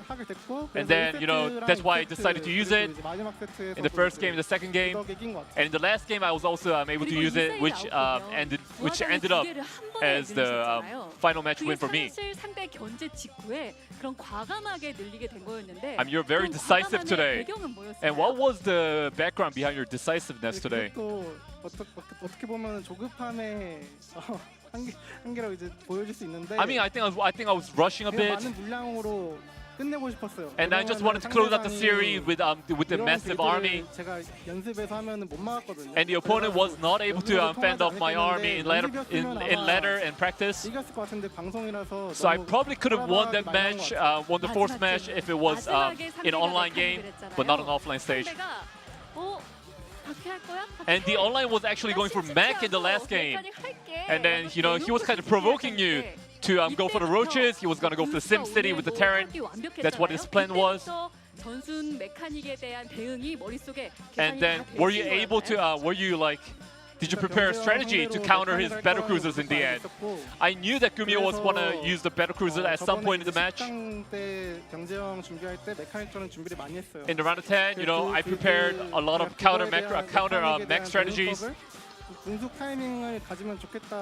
And then I had a feeling, you know, going for the Hive is actually a good counter to the mech. So that's why I used the Hive strategy today. And had GuMiho gone for the bio, it would have been really difficult for me. Alright, let's talk about the finals now. RagnaroK, your finals opponent will be either Maru or Hero. If it's Hero as your opponent, you're going to be facing a player that you see more than your family. So who do you want, objectively speaking, as your opponent between Maru and Hero? I mean, Hero is playing really well these days. I think I can play a comfortable match against him. And if Maru makes it to the finals, I'm gonna have to look at him in an incredulous way. He's gonna do very scary strategies. 첫 GSL 결승전. So RagnaroK moving on to the first ever GSL finals. 너무 긴장이 For some players, they tend to call their parents to watch them live. But are you gonna bring your family to the finals day? 이게 저도 이제 그런 걸 불러본 적이 없어가지고. You know, I've never called my family to the GSL finals because I haven't been to the finals before. But I think I'm gonna bring them down. 그리고 제가 이제 굳이 뭐 누가 온다고 긴장을 하거나. And I'm not a player who gets nervous because certain people are here. So I don't think it's gonna matter to me. 과연 어떤 모습일지 너무 기대가 I'm really looking forward to how your finals performance is gonna look, RagnaroK. So before we wrap this up, anything else you want to say to the StarCraft 2 fans? 뭔가 진짜로 저번에 말했지만 이번 시즌에 I mean, like I said before, 저한테 기운이 오는 I feel like the universe is helping me this season. 방금은 그러니까 오늘 경기는 But for today's 그 performance, 기운이 온다 하더라도 방심하지 말라는 뜻에서 you know, I think I let down the 2 games because I think the universe is telling me to not let my guard down. 오늘 4세트 같은 경기를 안 보여드리는 I will not show a 4th game-like performance in the finals. Once again, congratulations to RagnaroK. Please give it up for RagnaroK. 네, 이렇게 결승 첫 번째 진출자 Alright. 신일범 선수 만나봤습니다. Exciting 다음 stuff, 경기 man. 신일범 선수의 결승 Great 3회를 series. 경기인데요. Goodbye to GuMiho, but I'll tell you, man, he was a real incredible part of the show for this season. We've got a break, guys. Then we go to Maru versus Hero. We will be right back. Come to take it till you pull me right back. Why did you have to do that? Thinking it through, did you mean to call you? Set me right up for another fall like you always do. I was gonna get over you. I was gonna get over you.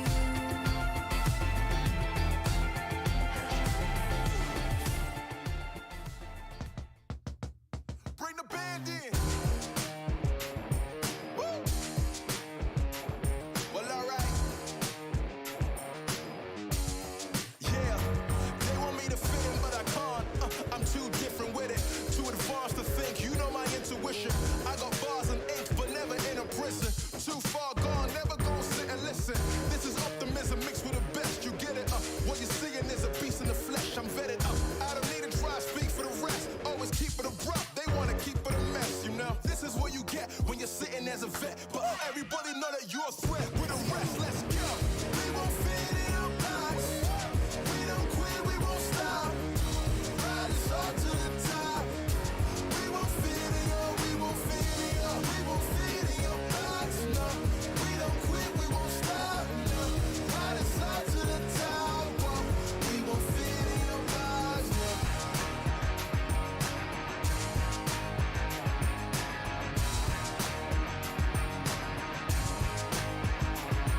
Look, I try to tell you we don't fit in your box. Why you try to box me and I got the key to unlock? I know the locksmith, optics, speak of the loss. I'm eating lobster, chopsticks, freaking the boss, you know.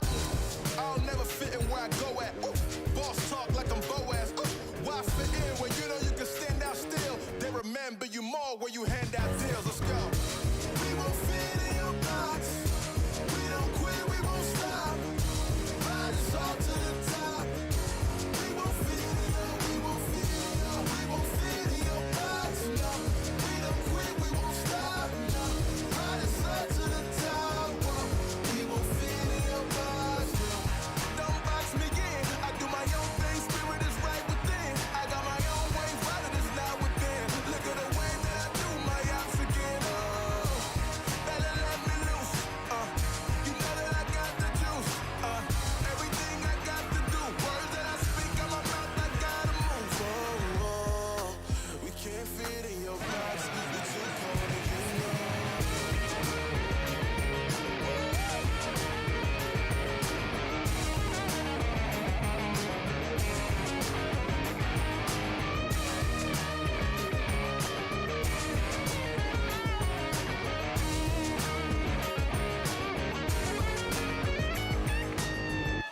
We won't fit in your box.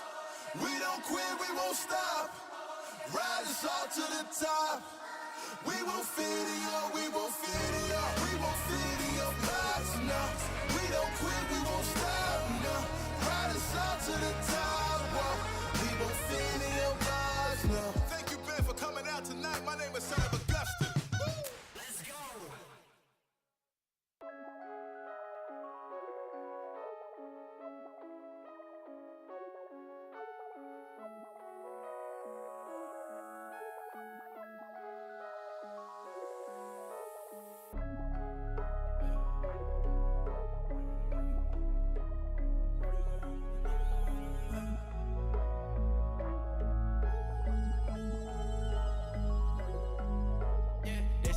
find a way to win. How the God, that's when it all begins. I don't need a rollie on my wrist. Perfect timing, God with the assist. I've been working since I was a kid. I just gotta keep my head up. Running, I'm never gonna let. I'll never feed the haters cause they fed up. They still tryna find a way to win. How the God, that's when it all begins. I don't need a rollie on my wrist. Perfect timing, God with the assist. I've been working since I was a kid. I just gotta keep my head up. Running, I'm never gonna let. I'll never feed the haters cause they fed up.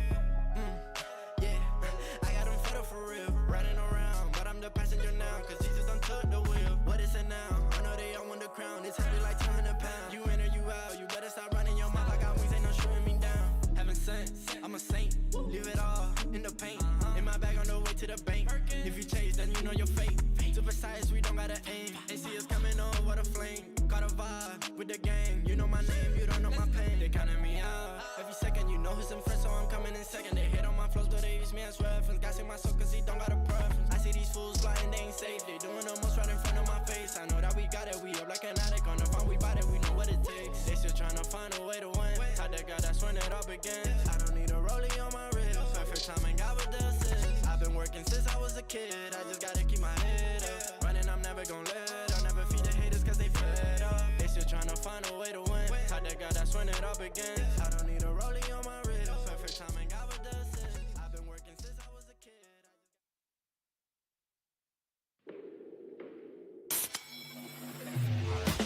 I've been coming up hot for a minute. Everybody know the drop when I'm in it. Everybody know the drop when I'm in it. I've been coming up hot for a minute. 실성제이다 제로 그래 걱정 빼고 고민 빼고 망설임 빼고 This is zero life 없어도 되는 건 빼고 실성사이다 제로 아침은 라떼 홀리 점심은 라떼 홀리 저녁은 라떼 홀리 풍부하게 달콤하게 라떼 홀리 달달한 충전이 필요할 땐 칸타타 라떼 홀리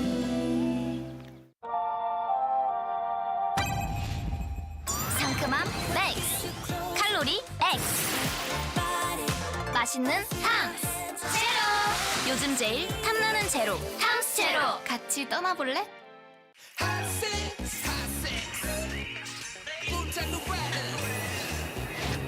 Okay, Phoenix, let's go. Open your eyes, open your heart. 핫섹스 넘어가면 나도 rebel. 밤이 일어나지도 피니스 불타 두 배로 난 지치지 않아 무게 올려 보스팅의 맛으로 보인 라이벌 나도 rebel. 어제 쓰러져도 다시 높여내 시벨 칼로리 제로 뛰어 피곤한 날 리셋. 버핏 심장을 뛰게 해 이러니 버킷 리스트. 핫섹스 날 다시 깨우는 마법같이 핫섹스 온몸에 그 강한 짜릿함이 핫섹스 피닉스 마법같이 핫섹스 핫섹스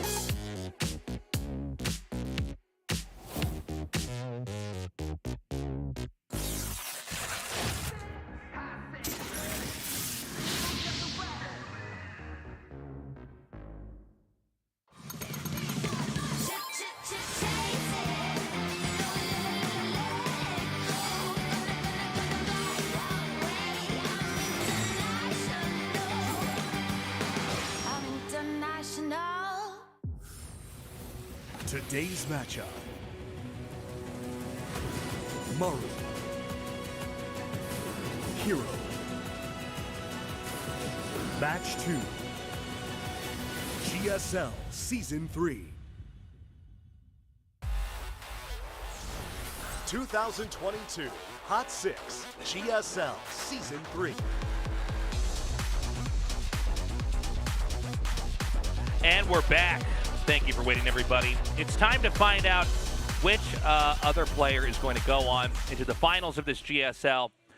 I got to say, man, RagnaroK's story is a really inspirational one. Over 10 years of trying to get to the place that he's finally gotten to now here in the finals. He may take the whole thing, but it's undeniable to say that this side of the bracket is the much stronger side. Yeah, Well, it was the finals last season. We're going to go ahead, cut that best of 7 to a best of 5, and it's not going to count for a championship. Not quite as glorious as where they did battle last season, but it's going to be amazing. And it's really hard to say who's going to end up winning it.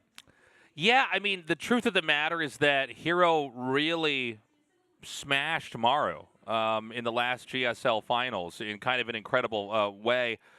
Even though it was somewhat one-sided, I would still say it was one of our more exciting one-sided finals that we had here. Yeah. And let's see what Maru can do to try to recover from this. You know, one thing about Hero is he's got such a different way of approaching the matchup. It's tough to get ready for. Guys, here's a reminder: you have to buy tickets at this link. It starts Friday, 5 p.m. KST. Just check on Google what time that is for you. If you're overseas, you need to buy the tickets. In that moment, they will sell out 1,000%. Yes, there's no question. And in fact, like it says tickets on sale from October 7th to 15th. They will not last that long. They will probably sell out in the next, I would say, 10 minutes of it going live. So if you're going to get one and you're out here, I don't know if you're, those of you in the studio or those of you not in the studio, we don't have any way to get you in. We are not selling tickets at the door. If you show up at the door, you'll be turned away. So get those tickets. And now we're going to have to find out the other finalists to go up against RagnaroK in the finals. In the 12 years history, there's only been a few players who was able to make to their second consecutive finals. We're going to have an interview with Maru and Hero. Hello, Maru. Hello, Hero. So this is a round of 4 that feels like the finals. Maru, you first. You were able to secure first place in the round of 10 and you moved to the round of 4 directly. So were you really happy about moving on to the round of 4? I mean, not really. I feel pretty indifferent about it. I was able to relax a bit. Because you move on to round of 4 directly, you didn't have to go through the round of 6, and then you were able to watch the other players' performance. And your opponent is going to be Hero here in the round of 4 match. So the reason why you lost, the only time you lost to Hero in an offline match was back in last season's finals. So how are you feeling today? I mean, he's a good player, so I had a feeling he's gonna make it to round of 4, no matter what.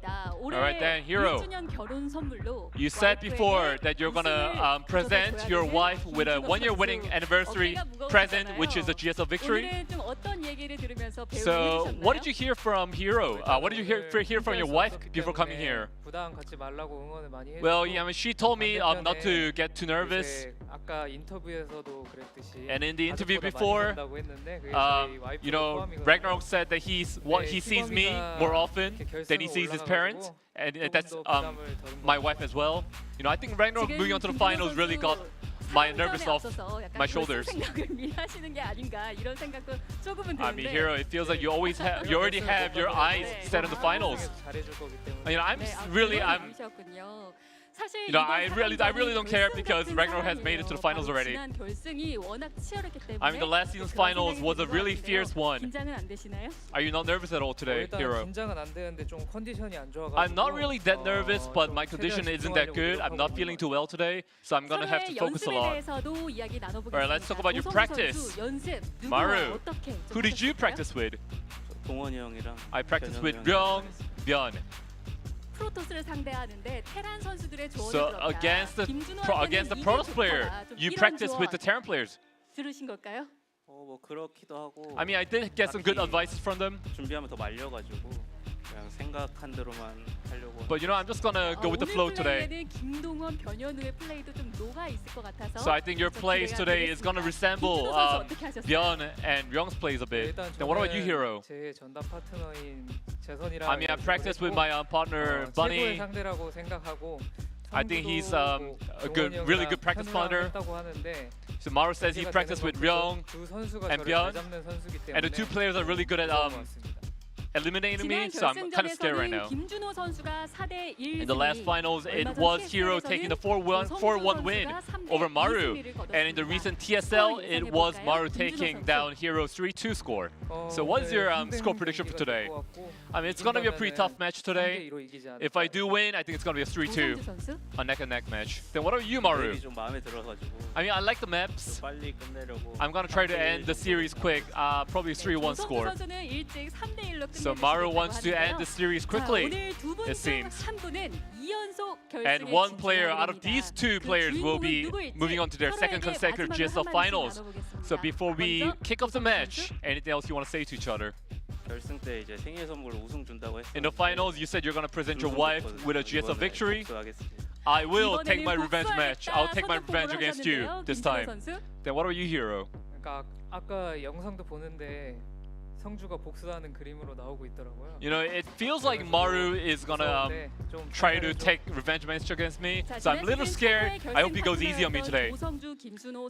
And the two finalists of last season's finals.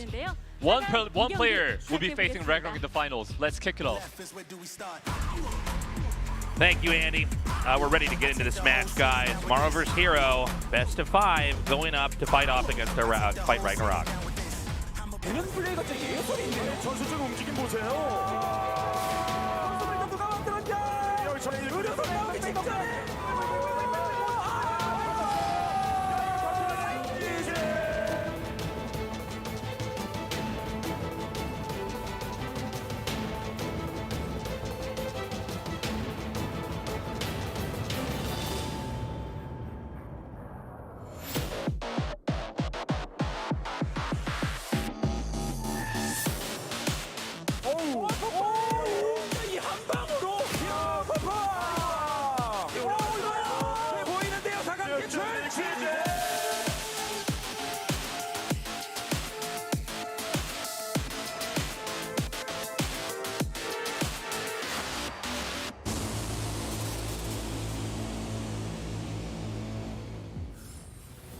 Today's matchup. Maru. Hero. Match 2. GSL Season 3.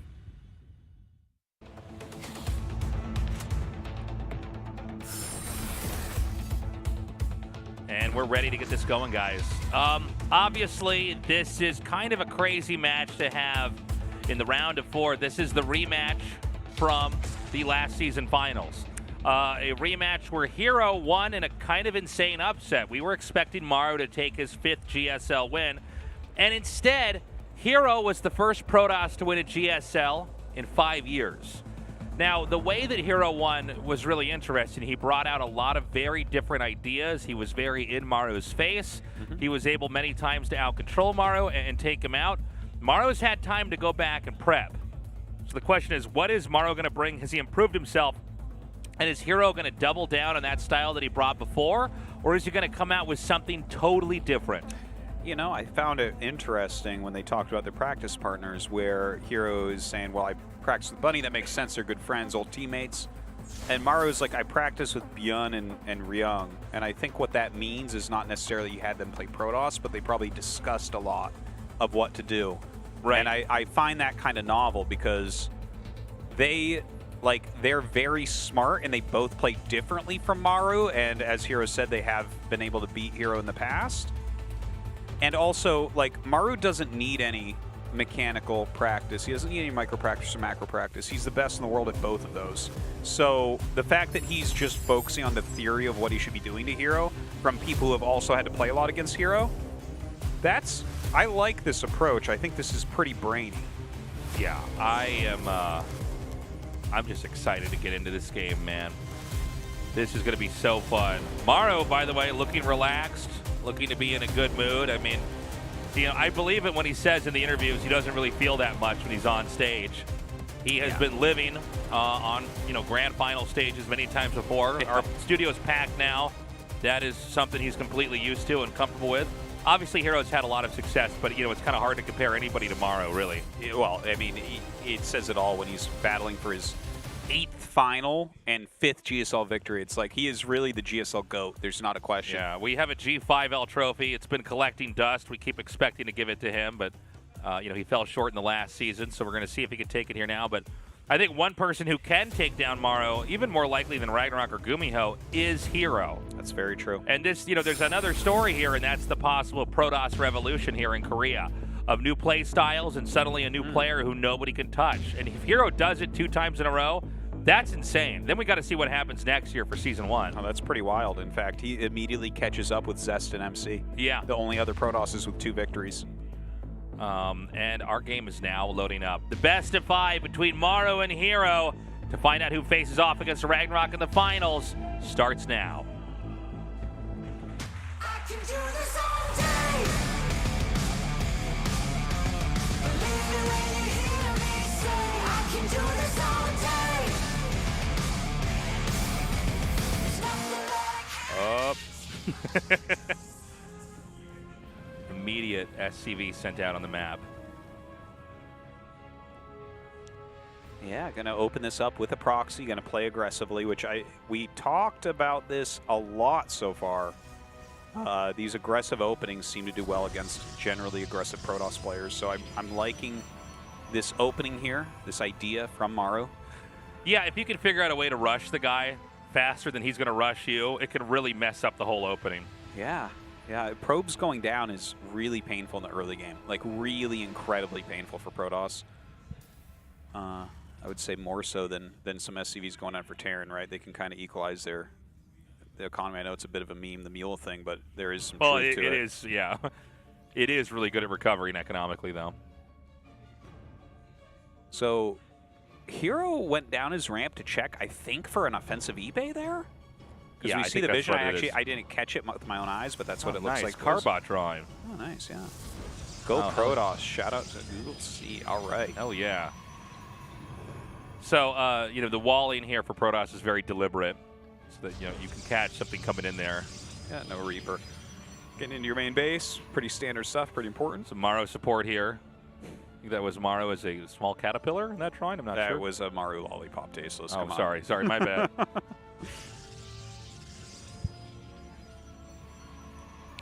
Now, keep in mind, there's a rush involved here. This is not the same kind of rush we've had that is as dramatic as other proxy games. In fact, he's going to just lift this off. So the Reaper is going to come in. Let's see how good the control is going to be. Hero, instead of running, tries to dive in, pulling away the weaker probe, and it is shot down. So that's 1 kill already. Reaper at half health, but is far away enough. Probably should not be able to get much more damage off here. He just needs one more kiss from that probe. 2 kills, really nice. Oh my God, this thing's not dead.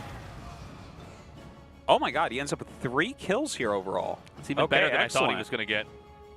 Welcome to the studio. Hope you guys are all having a great time here. Yes, we got some youngins here in the audience. Welcome, everybody. It's a family experience. That's right.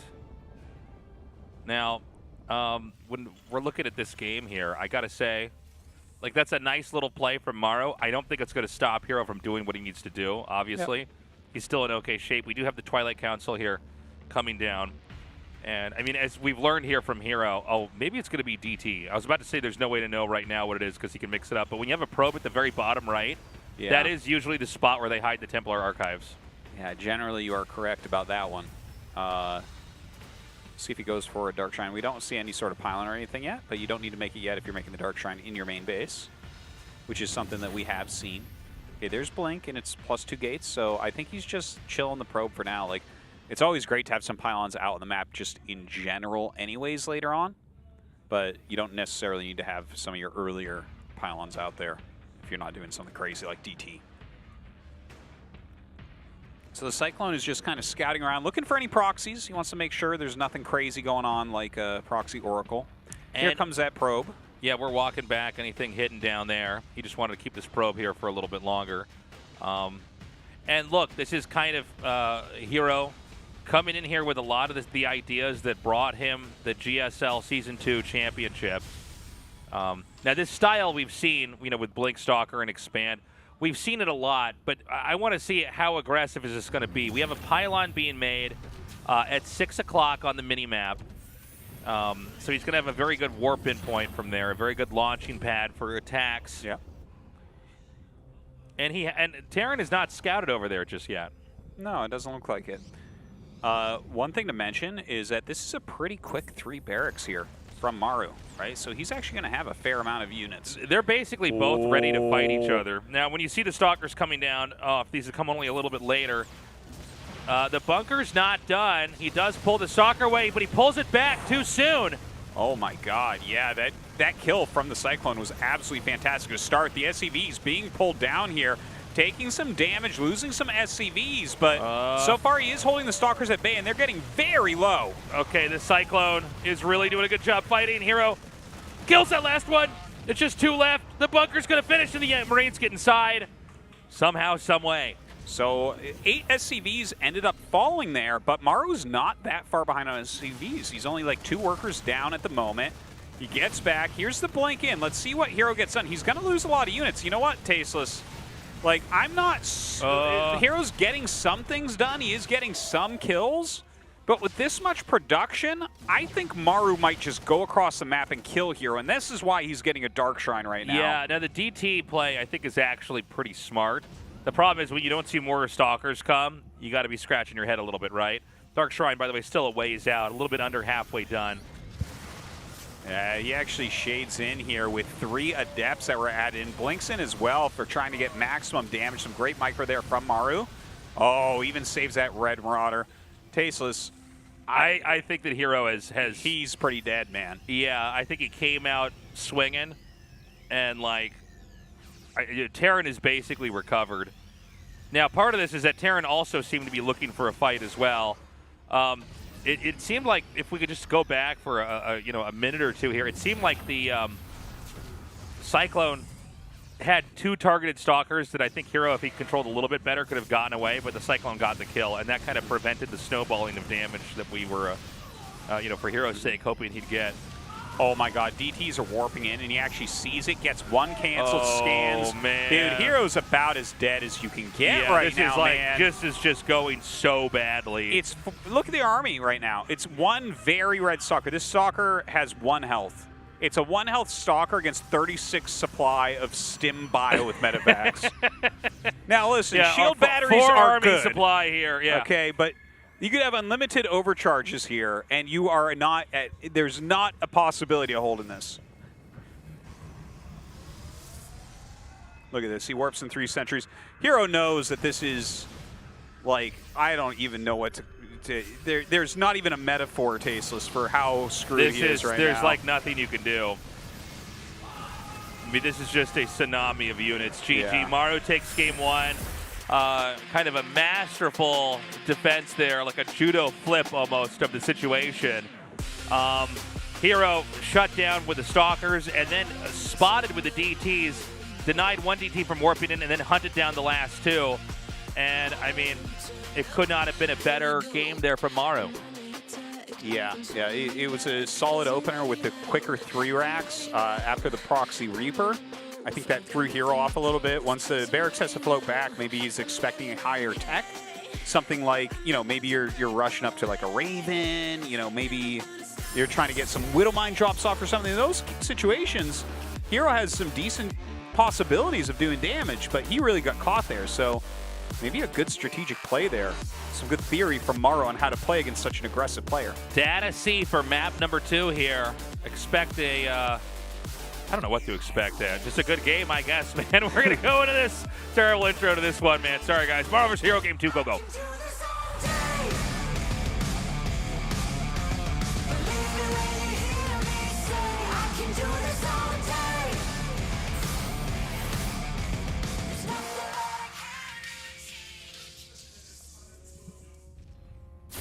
Onside Gaming, Maru.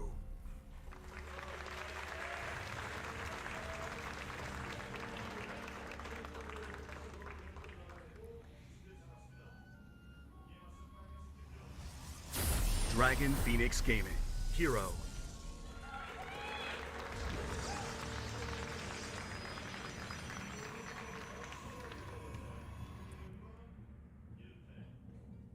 All right.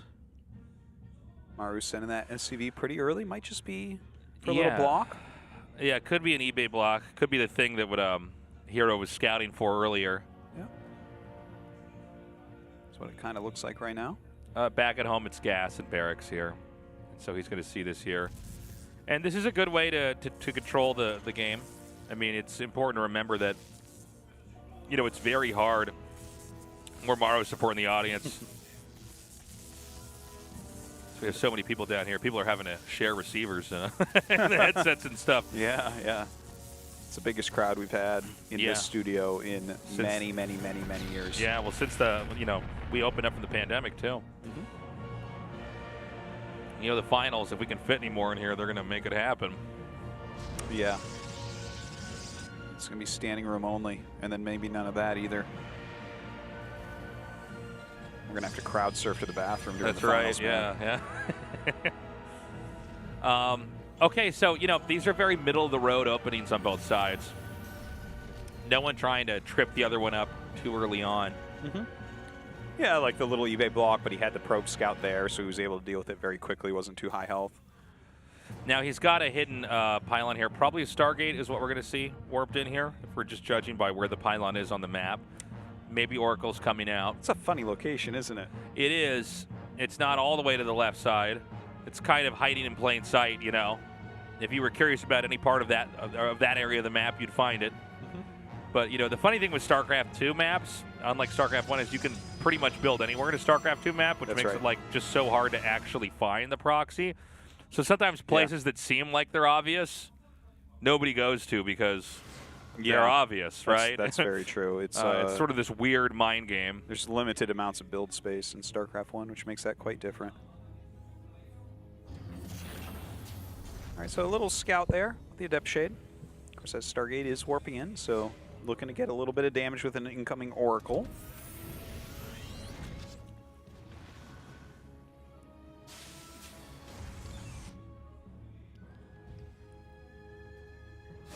And, the Marines should be easily pulled away enough. They should be okay here. I guess he's going to fake out with the commitment with the Adepts. And we're just going to see teching from now on. I feel like he's telegraphing what he's doing here pretty hard. Yeah. Like, why would you be getting up here and really pushing to deal some damage to the Marines? You're right. He might be giving this away, but then again, any more damage he does, the Oracle kind of finishes it off, right? Yeah, very true. Very true. I mean, I think at this point in time, even if you know this is coming, it's still a problem for the Terran, right? So we've got 4 Marines by the main, 3 Adepts coming up now. He should be able to... Okay, he's actually going to come on to these Marines right here. He fakes finishing there. He loses that. I'm getting a little bit worried here for Hero because, he is not exactly trading perfectly. He did say he's not feeling his best today, but I don't think that's stopped him in the past, to be honest. Only gets a couple SCVs.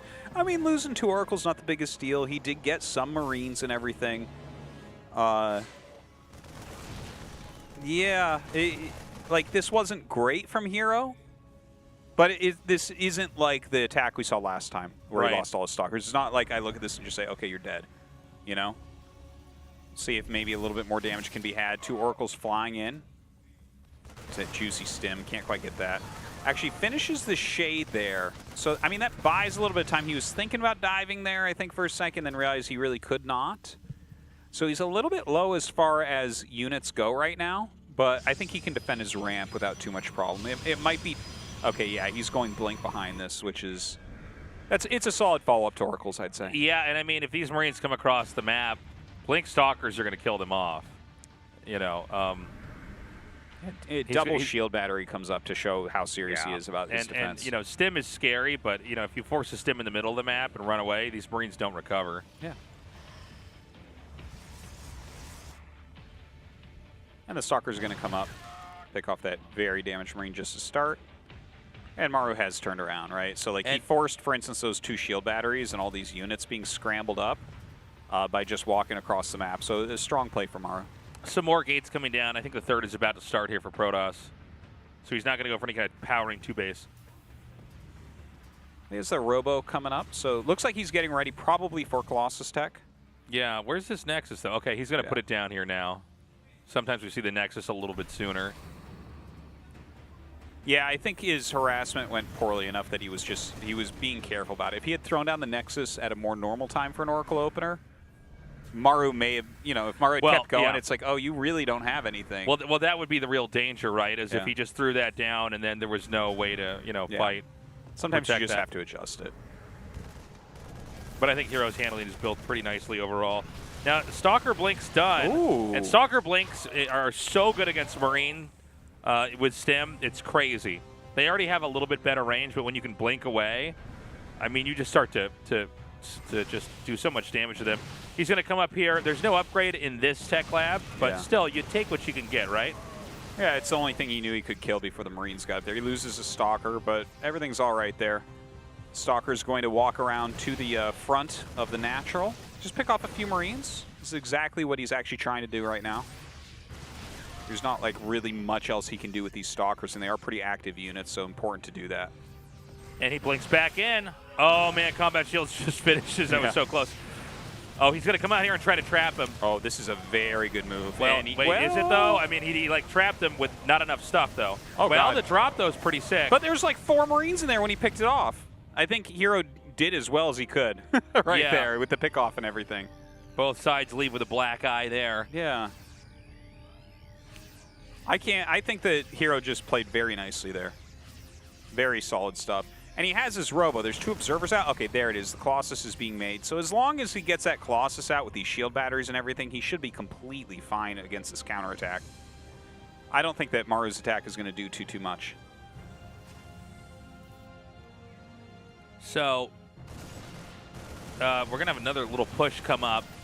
Now, I don't know how much more can be done here from Maru. I like the idea of just getting rid of the Stargate. Just take whatever you can get here. Yeah, it's nice to pick off anything. He's probably pretty surprised to find it right there, to be honest. Yeah. He's like, no, I don't think he went up there to find that. I think he's No. like, oh, there's a Stargate here. I'll kill this. Yeah. And in the meantime, you know, Hero continuing his upgrades, getting +2. Thermal Lance almost done. Charge about halfway.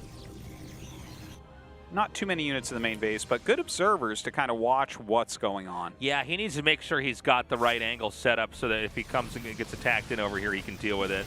And, you know, these are these small little victories that are not a bad idea. Whoa. Kind of a yeah, a little bit of a mess up there. Yeah. It's time to get out of there. He's going to try to unpower this one pylon. Oh, he's going to go for the Forge instead. Is this an overextension? Wow. Well, he does get that Forge very, very quickly, and now the Stalkers are starting to fall. There's only a single Colossi in there. Hold up. I think that the forcing the recall there is now going to make the space free over here. You know what? Yeah, I think you're right about that as well. He actually turns the Zealots towards those mines as they do start to go off. Going to eat some more of them, trying to bring the rest of his army to clear it, but Maru is just dominating right now. These are just such incredible positions Maru's managing to get out of here. Yeah. Now, he hasn't killed off any bases, but he's killed off a lot of stuff. You got to be careful, too. Once you get Colossus that don't really have anything under it, those also just get killed off right away. There was a beautiful Oracle counterattack that we just saw for a moment at the third base. I got 9 SCVs. So Maru's economy has been hurt a little bit here. That was like a really great little side thing that Hero did during all the madness. Now, oh, he gets the core too. This is actually getting kind of annoying for the Protoss. Like, Maru's in a very good spot. He hasn't taken any fatal damage in any of these little attacks, but he's kind of lost a lot of the pieces of the puzzle that he needs to kind of finish the game here. So it's going to be him in recovery mode, basically. Oh, and Hero actually gets rid of all the mines. They're only losing like one probe. Very well done. Now, a big drop into the main base here from Maru. Still abusing the fact that his recall was used. He's basically taking advantage of the fact that the Protoss... Oh, sick. Man, look at that. Unpowering gateways as well. So not only does he not get the warp and he can't get as much, and now another attack to the side. Can we get a Disruptor Ball to actually help clean this up? It pushes it back, but only gets 1 Marine. Yeah, I mean, it's actually kind of crazy. Like, Maru's basically just running circles around Hero right now.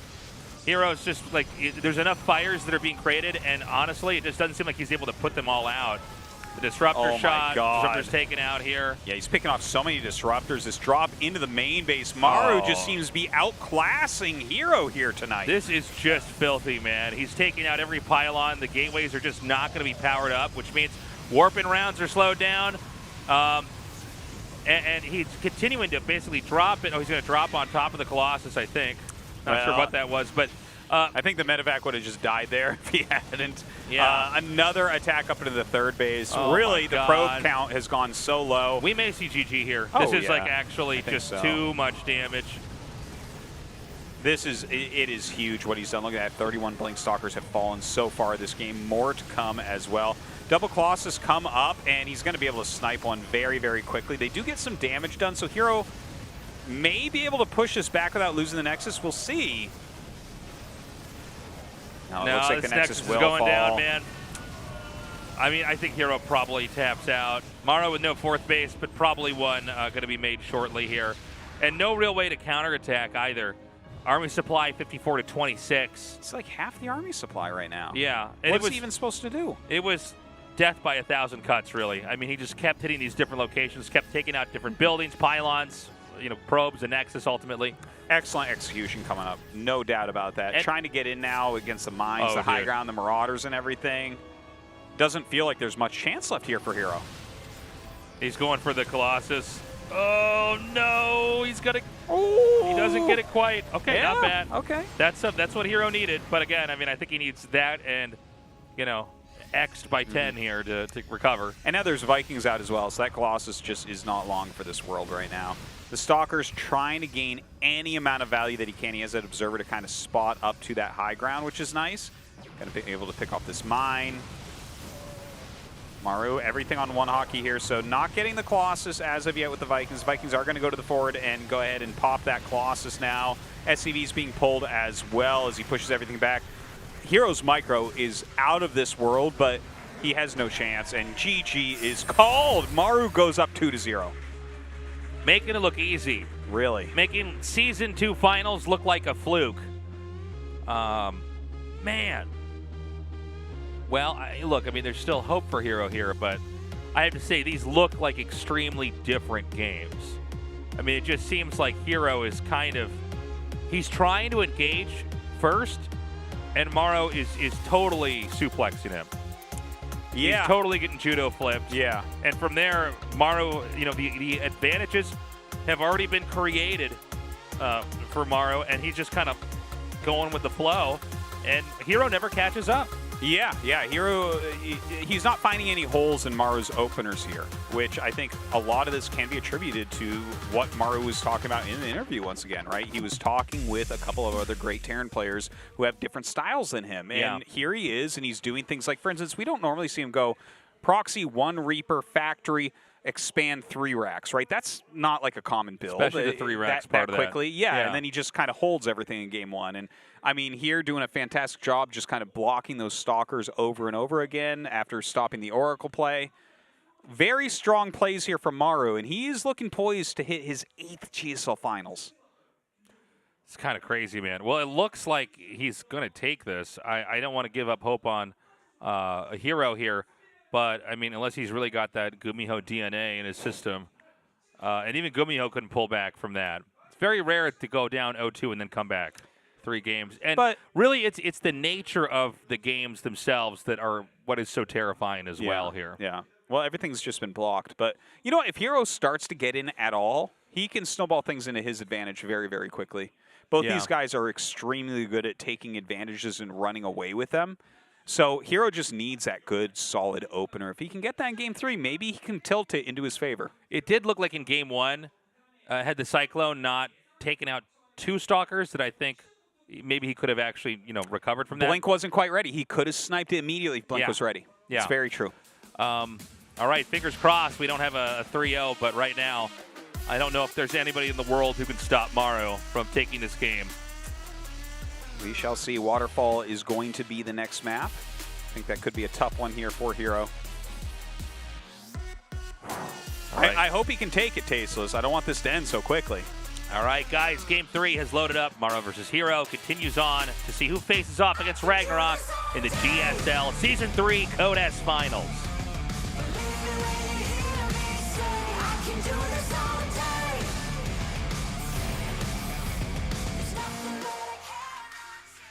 Okay.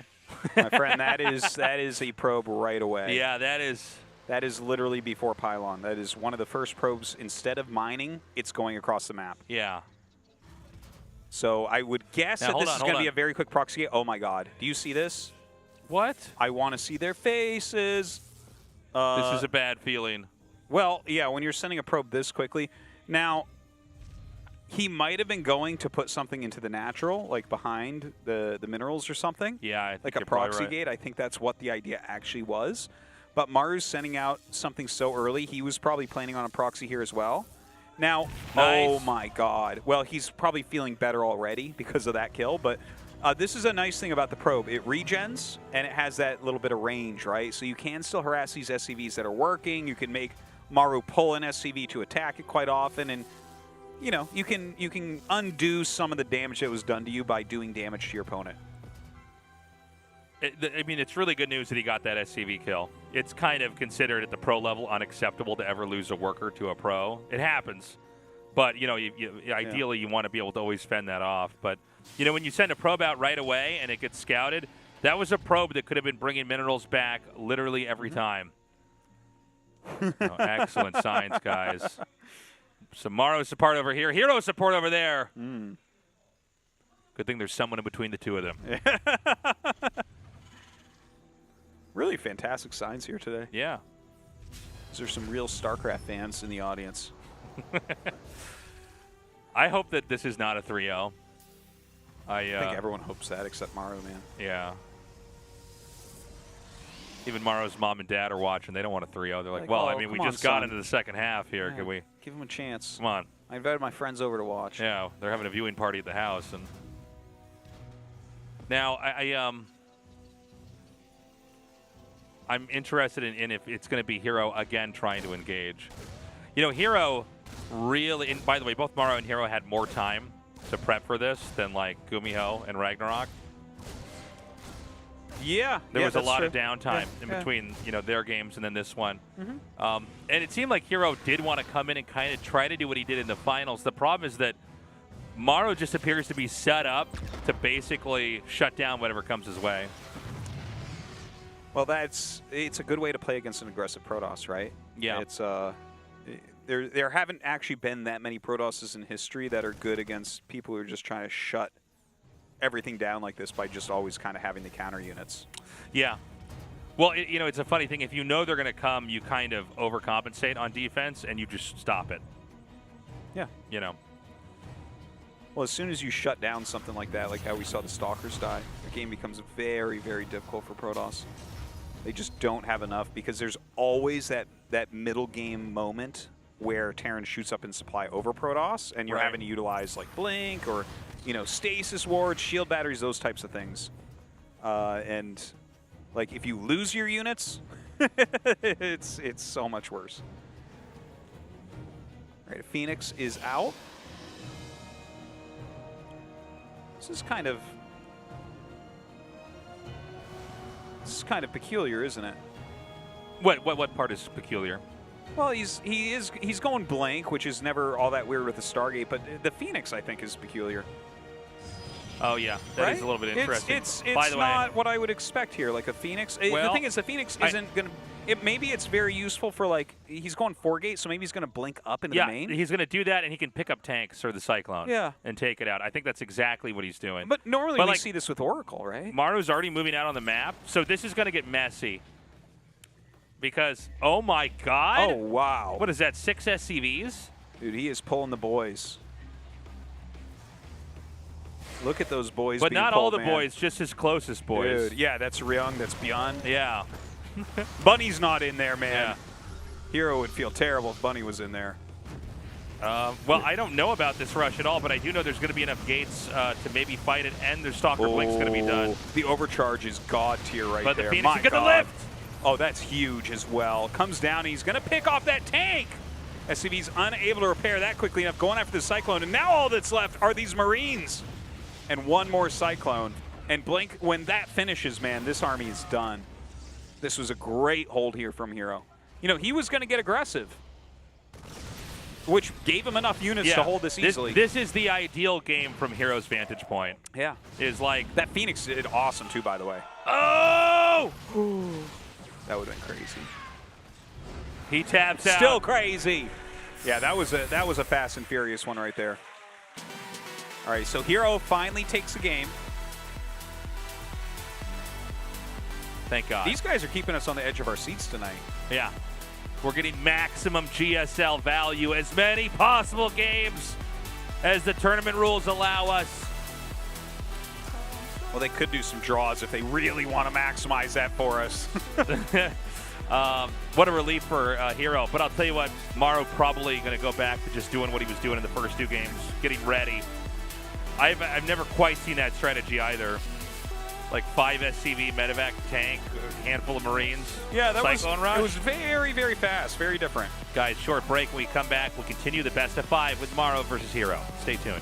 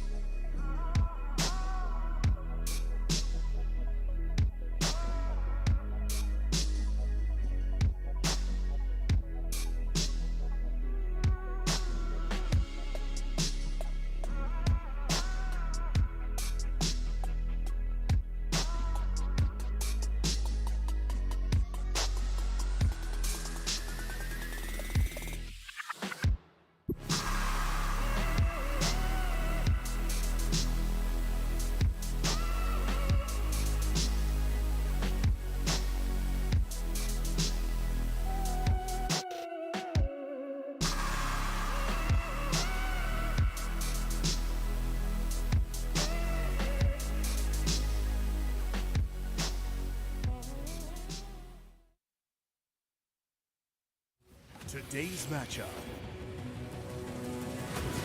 Maru.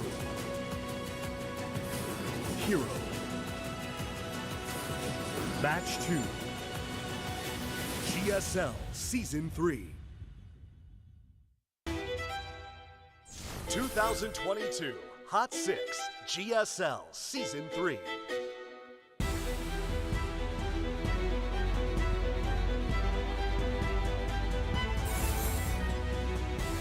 GSL is back, everybody, and we are so close to finding out who's going to be our other finalist going up against RagnaroK. Kind of a crazy game. I don't feel like we ever quite casted a game like Game 3 of the series. Maru coming out with a rush that was just very, very different than what he does or what, frankly, any of the other Terrans do. I almost feel like it was like GuMiho had warged into his body and was like trying something out for a second. It was weird. But yeah, and so, Hero just shuts it down. Now, the truth is, Hero was also preparing a rush, which is why he smashed Maru so hard. Exactly. He was like, the Phoenix was so key there. Yeah, he had literally all the right pieces to take that out. So maybe Maru goes conservative now and tries to play safe. I don't know. Do you do that and let Hero run away with it, perhaps? Who knows, man? Stargazers allows for a lot of different strategies, by the way, which is loaded up right now. So the best of 5 continues on here with Maru versus Hero. Right now, Maru 2 to Hero's 1. I can do this all day. Believe me when you hear me say, I can do this all day. There's nothing that I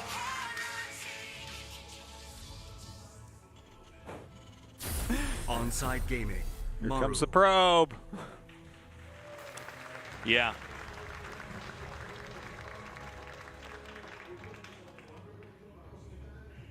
But this is one with the pylon being made in the Dragon back. Phoenix Gaming. Hero. Oh, he just goes right up. So maybe this is what his plan was. Yeah, I kind of thought this was going to be maybe like a cannon rush, even though I feel like we don't see those if Parting's not playing, but...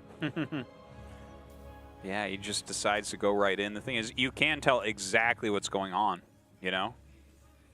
Not hard to keep track of SCVs this early. I like that Maru sign. Now, we are going to have to see what Hero wants to do. And let's keep in mind here as well, there's a free base in the back of your base. That doesn't mean that like Protoss and Terran can't rush it, but they can't push it. We sometimes see that base saved for a long time. Yeah. It is a little bit better for Terran. You can build the command center there and then mine it, whereas with Protoss, obviously, that would be bad. Oh, we had little dongers in the drawings. I haven't seen those in forever. Nice. Take my energy. Yeah, I haven't seen a donger. In Yeah, a very that's a long little. time. That's a. Where were you? Where were you older last streamer time for culture. DRG when he was getting reverse swept?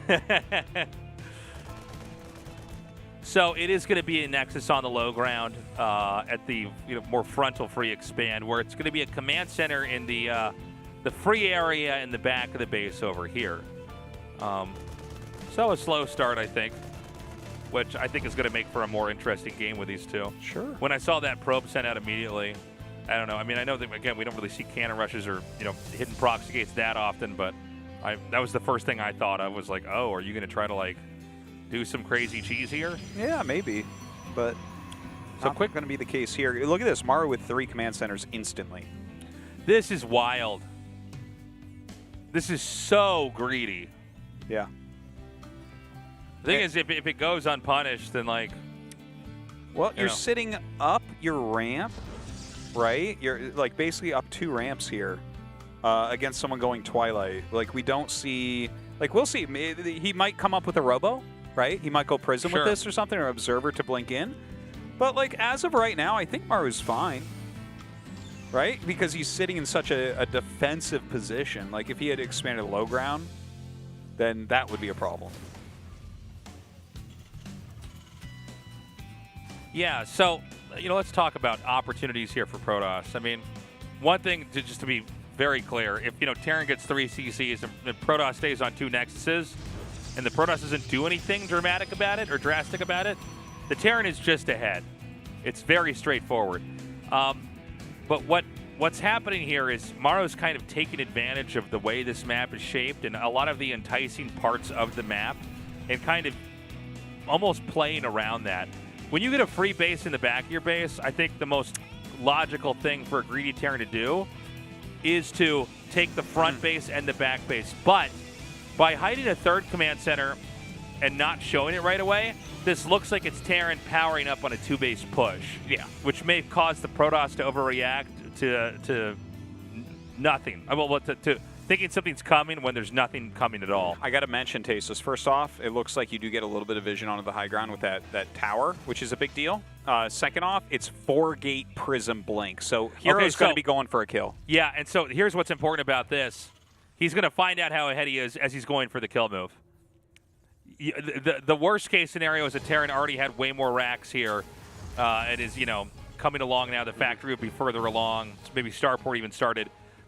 What Maru's doing is, in fact, weak to what the Protoss is doing. The Protoss is going to attack anyways, and so Hero's not taking the bait. Whether he knows or has kind of intuited what Maru's doing or not, it doesn't really matter anymore because what's coming is coming. Yeah. He has a lot of Marines, so if you blink up there, well, he's going to have a Prism, so there is like a safety play there. Yeah, no, there's like an escape hatch if need be. Here come a lot of Stalkers. Stim not quite done yet.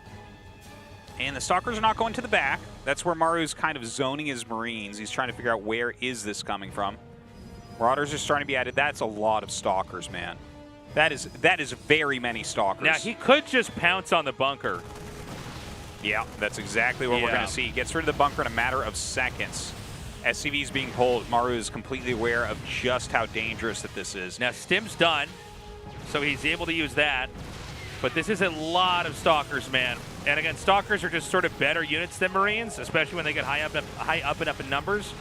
Especially when you have Blink and a Warp Prism. He's going to take this barracks out. Oh, already kind of a big victory right there. The production much lower. Stim is cast here, but the Stalkers just retreat. It was kind of a funny moment. In some ways, that helps the Terran because now they have the surface area to like run in. Yeah, he pushes him down, but now he's got all these damaged units. He really needs a medevac ASAP. Even that's not going to have enough energy for all the damage that's been dealt. Don't forget, like, Maru still has a very good economy. Even though he's losing some SCVs here and there, he has those 3 command centers. So if he lives through this, he's pretty good. He's trying to bait his Stim right now so hard. Yeah, Maru's that's actually so ballsy. Oh, no. Yeah, it's a pretty big blink up. Yeah, and it's going to be the SCVs that are going to be picked off here. This is the funniest looking blink out I've ever seen. Okay. 17 SCVs have been killed in this window of time. Yeah. Third base started. Here comes a second Robo? Yeah, that's crazy. I almost feel like he doesn't know he has a Robo. Like, it's one of those things where you're like, yeah, I need Robo now. Well, he might be doing stuff so fast. Either that or it's going to be like a lot of disruptors. Could be. All right, little shade through there. That's actually a very, very smart move. See how many worker kills he actually gets. It's kind of a weird moment. He's like, I'm going to damage each SCV separately. Yeah. That was not as good as it could have been, I think. All right, little Stalker drop. 4 Stalkers do 1 shot in SCV. Also going to damage each of these SCVs. There he goes. Takes a few more out. Runs away. Look, man, every little piece of damage he gets. It's adding up for sure, Artosis. Yeah. And, you know, with Protoss about to finish the third base, I really like what Hero's doing here. Double Robo Immortal at the moment. Charge on the way. Like, he is making a ground-pounding force, no doubt about that. He's going to try to just overwhelm with pure strength, not even going for splash damage yet. Splash damage can be a little bit flimsy, and he's decided that, you know, he's killed a barracks. The unit count is going to be that high. Why not? Just pump a bunch of Immortals here, have Blink, eventually charge. That's going to be really hard to deal with for Maru. Now, I'm interested with Maru taking this third base down here. Yeah. Because this might be a moment where Protoss could try to attack in again. You know, he is spread fairly thin here. Where's this tank at? Oh, down there. Okay, I couldn't figure out where that thing was shooting from. It's got some range on that thing. Yeah. Yeah, I think this is as good as Maru can do right now. Like, it doesn't feel like there's any real attack window open for him.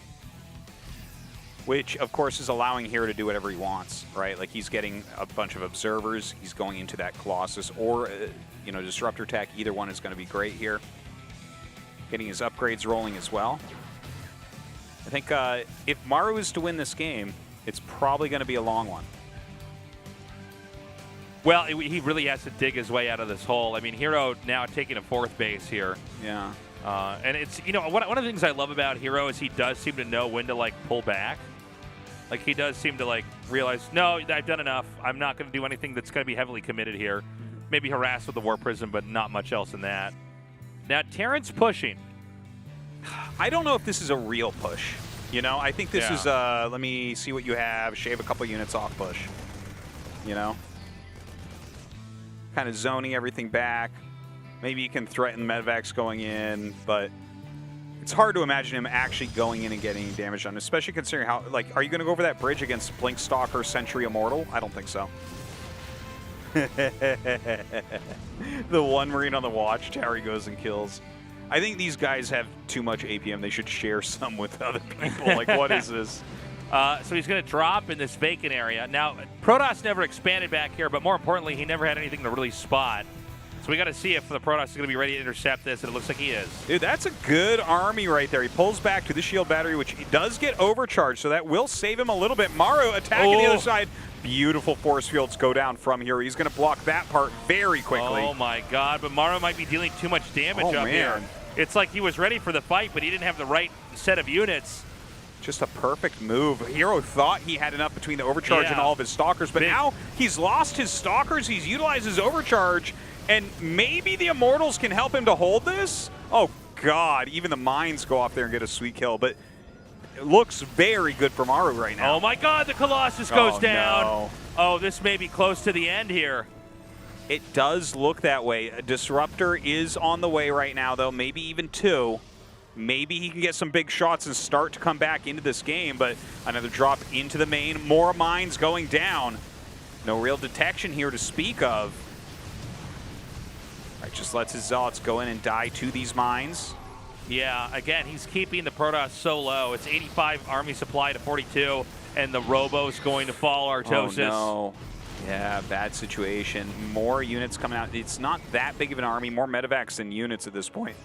Hero did take that bottom right base as well. So, I mean, he's on 4 base. Maru, though, also expanding once again. Now, I mean, you know, Hero's not dead yet. He's definitely been rocked, though.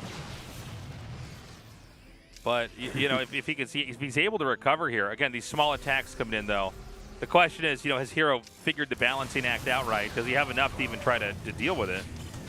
Oh, yeah, it's getting pretty rough. Like, he even just threw off 2 disruptor shots when really 1 would have sufficed. So you have to have really precise defense at this point, I think, to get yourself back into it. Now, I think Hero's, like, alive. It's just Maru's starting to split pretty far apart, right? So it's like, okay, what do you send to each base? How do you hold these different locations? It's hard. He can't roam with his entire army. He'll have like 1 recall that he can utilize, but Maru's ready to punish everything everywhere all at once. Okay, a big drop down here. I mean, I feel like we're just watching Hero barely hang on over and over again. It's kind of insane, but... Oh, this is a good split. Look at that split. 2 Immortals, Colossus, a few Stalkers in the main. The rest of the army kind of zoning between the 3rd and 4th area. Well, here's That's good. Here's the thing, too, Artosis. Yeah. It seems like Hero's kind of stabilized. Now Maru's losing fights on both sides. Watch. I mean, he's just getting chased away. And I think when Hero finally, you know, figured that balancing act out, now it's starting to look pretty bad. Like, every time Maru comes in, he's losing. It was rough there for a moment, no doubt, but, I mean, you do have a little bit of a point now. Hero should not chase too far because Maru can kind of kite endlessly. Well, nice blink forward there, picks off a few more units. I mean, he's coming forward, Artosis. Yeah, he really is. The Marauders trying to stim and spread here to get that damage done. Oh, bad hawking. Yeah, bad pathing there for a moment. But he's going to regroup. Can he try to attack anywhere? We don't see any counter drops coming. The army supplies are extremely even, so I mean it really just depends on kind of angling here. He's going to force a cancel there, beautifully done. And he's going to try to come up to the natural. Now, if he could take a fight over here, he could isolate the base at the bottom, the 4th base for the Terran. But he's going to instead try to wrap around here. With the Obs meeting up with the army, the Widow Mines are no longer as much of a threat. Yeah, not doing that well for him anymore. Now, that's a huge arc that he has. EMP is going to be flying out as well. I'm not sure if Hero actually wants to go in there. He does have 2 disruptors, so those are going to be pretty key in this engagement, I would say. Here comes one, and that's a huge hit. Big connect there. Another disruptor merges with this main army here as Hero expands again. And a drop, a snap pickup. Oh, he's going to pull back. No, hold on. What's he want to do? The funny thing is, because Hero's never taken that base that's the free base in the back of his main, there's not like an easy spot to punish. Yeah, and he's even taking the little pocket spot now, so it's like going to be the last base he takes, basically. Yeah, unless he takes bottom center or something. Yeah, that one's going to be pretty tough to hold, Oh, my God. Ooh, Hero still continuing to push. As more disruptors come out, and Maru's like running out of room, it's getting pretty scary. I think Hero wants to go for a base trade here. Well, we might get it. It looks like Maru is doing some damage in there. He's trying to hold on right here. The disruptors don't do as well as I think he thought they might. All the SCVs are falling. Oh my god. But of course, Hero's losing all of his infrastructure back at home. He's going to recall! And he loses his Colossi on the way out, unfortunately. Still, everything left over. He blinks forward to try to kill off this army, but I think Maru's done it. Yeah, I think Hero made a bad call, and Maru's going to be going on to another GSL Finals. Does look that way. Unfortunately for Hero's wife, she's not going to get that gift she wanted for the anniversary. No second championship yet for Hero, as Maru is coming in to kill off everything else. That overcharge is really him giving up at this point, just spamming anything he can. Army supply down at 24, and Maru just stimming forward, showing just an excellent display of TVP here tonight. Yeah, I mean, this was really a masterful performance here from Maru. Once again, reasserting himself as the king of the region. Moving on to this finals here. We're watching Hero in his death throes. There is nothing left that he can do. No way that he can recover. GG. A huge moment here as Maru makes it to his 8th. His 8th. That's 8.0 GSL Finals. If you put that 8 on its side, it's the infinity symbol. Think Which about is basically how many it is. It's so absurd how many times he's been to the finals at this point. Really awesomely done from Maru, going after that G5L trophy once again. That's right. Against the first comer to that finals, which makes me think Maru is favored. I think you're right, Artosis. I think it's going to be hard to imagine RagnaroK taking this. I would love to see an upset. But this could very well be Maru's G5L. I think more likely than anything we've had before. But hey, if RagnaroK takes it, that's a hell of a story too. A real finals to look forward to. No doubt. Look at that. The most all-time finals. His 3rd time of consecutive GSL finals. 4 consecutive, 2 consecutive, 2 consecutive. Of course, the 4 consecutive, he won them all, which is kind of absurd. Hasn't been able to do that since, though. Not, you know, still looking for that 5th win. 5th Premier League Finals in 2022. Maru's just, it is stupid how good he is at StarCraft. It is a little bit ridiculous. He's in a class of his own, man. There is not a Terran like him. Maru successfully takes his revenge against Hero, and Maru is now a player to have made the GSL Finals 8 times. We're gonna have an interview with Maru. Please give it up for Maru.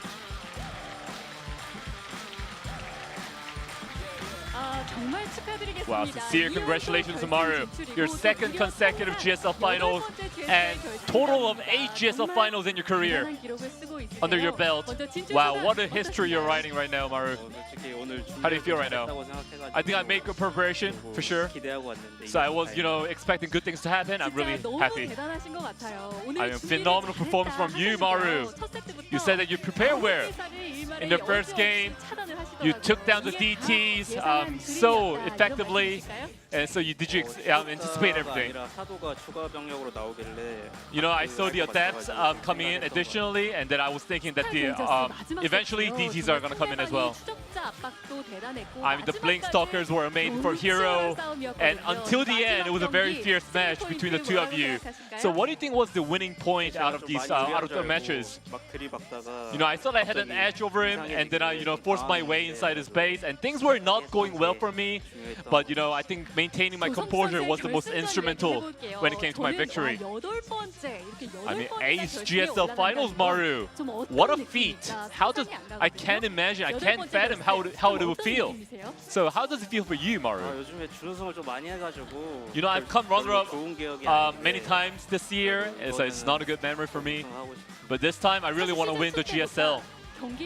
I mean, compared to GSL Season 2, your form is looking way better. I mean, looking back at Season 2 finals, like, you were losing to Hero's aggression, Hero's harass. We see that a lot in the GSL finals. But today, your defense looked immaculate. Your micro looked on point. So did you feel like that was true today? In Season 2, apart from the finals, I think I did really well. But, you know, I'm a little scared that Season 3 finals might eventually turn out to be like GSL Season 2 finals. So I'm a little bit worried, a little bit anxious. Let's talk about your finals opponent. It is RagnaroK. It has been decided. So how do you regard RagnaroK as a player? Well, honestly, 절대 안 진다는 생각을 갖고 있는 선수. I have the mindset that I'm never gonna lose to him. Oh, he's a player that you're gonna beat no matter what. Yes, I had that impression until now. But you know, when it comes to finals, Ragnarok becomes a completely different person, so I'm gonna have to make sort of preparation. Wow, you can't lose to him no matter what. Ragnarok, Maru, what a bold statement. For him, it's his first GSL finals. For you, it's your 8th GSL finals. So anything else you want to say to Ragnarok before the finals? Well, it's your first GSL finals, Ragnarok, so you should be happy with the runner-up place. Wow. What a provocation coming from Maru. All right, Maru, everybody is looking forward to your G5L achievement. It's such a hard accomplishment to make. It's such a big achievement in GSL. Will you be able to realize it this season? I mean, I hope the G5L trophy just goes away. I hope this disappears. You know, I've been losing a lot of finals because of that. If I come runner-up this time, it will be 4 runner-ups and 4 GSL victories. You know, eventually, one way or another, it will turn out to be something. And Maru, it was a long journey, it was a hard journey to the finals, and so many fans are here at the venue to root for you. So is there anything else you want to say to the fans? I mean, last season, you know, I came runner-up, so I'm really disappointed about that. I feel sorry for the fans, and thank you all for coming down here to root for me. And I want to thank Ryung, I want to thank Byung for helping me with practice, for giving me good bills and good advices. Once again, congratulations Maru on making it to the GSL finals of Season 3. Thank you. Man, what a story. I mean, this is crazy, man. I'm so excited for this finals, Tasteless. You know, Maru going there for the 8th time, is he going to be able to get that G5L? That's the question on everyone's mind. Ragnarok, don't underestimate him, because this looks on paper like his weakest opponent ever, but Ragnarok, again, has done the best in this tournament so far. Yeah, no, it's important to note that, like, you know, if you've been following GSL forever, Ragnarok was very often overshadowed by everybody. He's playing really well. I mean, look at what, you know, GuMiho's insane comebacks on round of 6, and the fact that even Ragnarok can crush GuMiho.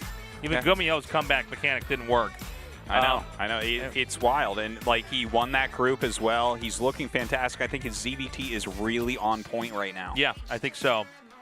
And so I'm just excited to have this finals. And speaking of finals, guys, it's going to be in the same studio that you normally watch at. That's the one next to COEX Mall. Samsung Station, exit 1. Walk straight all the way down till you get to the Meditox building. We're on floor 2. You need to buy a ticket online. If you've been coming to our show and getting in, you know, in other days, it's not the same thing in the finals. The tickets will go on sale at 5 p.m. tomorrow, 5 p.m. KST. If you're in a different time zone, you're going to be flying in for that, or you're planning on flying in for that, get a ticket first and figure out what time zone, your time zone it is for 5 p.m. KST, because you're going to have, I would say, under, you know, maybe 15 minutes to buy a ticket. Max could be 5 almost minutes. instant, man. The amount we're hyping this up, and the amount of people that are here today on a round of 4, that's not even the finals. It's going to go fast, guys. So definitely, please take a screenshot. Do it. Be ready. Look at all those gifts we're giving away. It's crazy. Look at that. A lot of cool stuff we're going to be handing out. And, you know, this is going to be a really exciting finals to have here. For those of you who can make it in, congratulations. For those of you who can't, hopefully there's a viewing party somewhere in Seoul. Maybe Team Liquid or Reddit will have some posts about that. Yeah. And we're going to let you guys know ahead of time as well. You cannot show up and try to get a ticket. Yeah. So, yeah. Sorry we're like hammering away at this, to everybody. But good luck, guys. We wish you the best of luck. I hope you all get tickets. Yeah. And, yeah, man, I don't know. It's just been a very exciting last couple days. We're really ending on a high note here. And, you know, the thing about this finals especially is that it's either going to be a crazy moment of GSL history where Maru kind of dominates the whole tournament here, and, or we're going to have you know, RagnaroK, somebody who has just never been in this kind of position before, achieve his dream, achieve the ultimate goal of any StarCraft player, any pro gamer to win a GSL. I mean, 10 years later after he started, that is a different type of story altogether. It's so cool. Similar to the creator one, right? You got to look at these new rising guys and just say, it seems like eventually they're going to win championships, and when they win that first one, that's going to be the moment that really jumpstarts them for the rest of their careers. That's right. And he's playing extremely well. It's undeniable. He did not have any easy way to get this far. So I'm pumped for him. I'm very happy. Yeah. Some people, they catch on to the game later than others, and that's always a cool story as well. Kind of like we had with, like you were saying, with Creator earlier. Could have it here with RagnaroK as well. Yeah. Hard work does pay off, and RagnaroK really is the story of that. Whereas you look at someone like Maru, of course there's hard work there, but unbelievable talent, right? Like he's been in GSL for 12 years.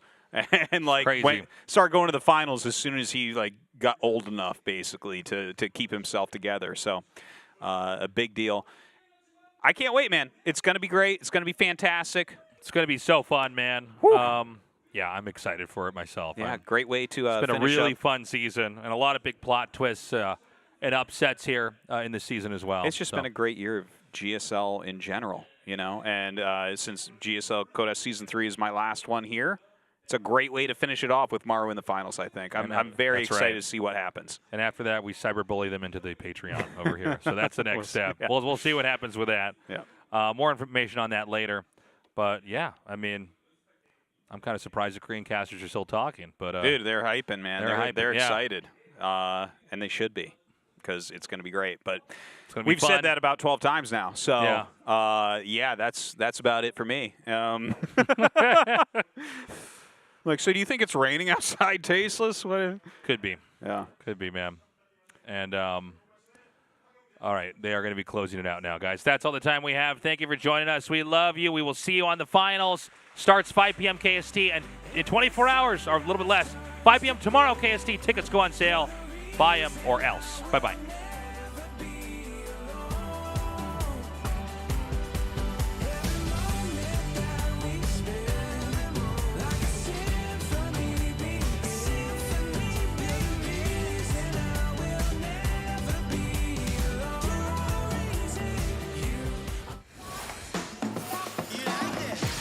Yeah, I was born to be the greatest. Yeah, I was born to be your favorite. Look, Ma, I'm on the billboard, I made it. That's what I dream every day, so I say it. Yeah, hey, but I'm humble, Kendrick. Straight out of the jungle, I'm fearless. Yeah, hey, but you win some, you lose some. I'm about to start the show. You try to knock me down, you try to take my crown. But look at me now, yeah, look at me now. Look at me now, yeah, look at me now. Hey, you cannot stop me, you cannot stop me. No, hey, you cannot stop me, you cannot stop me. Go.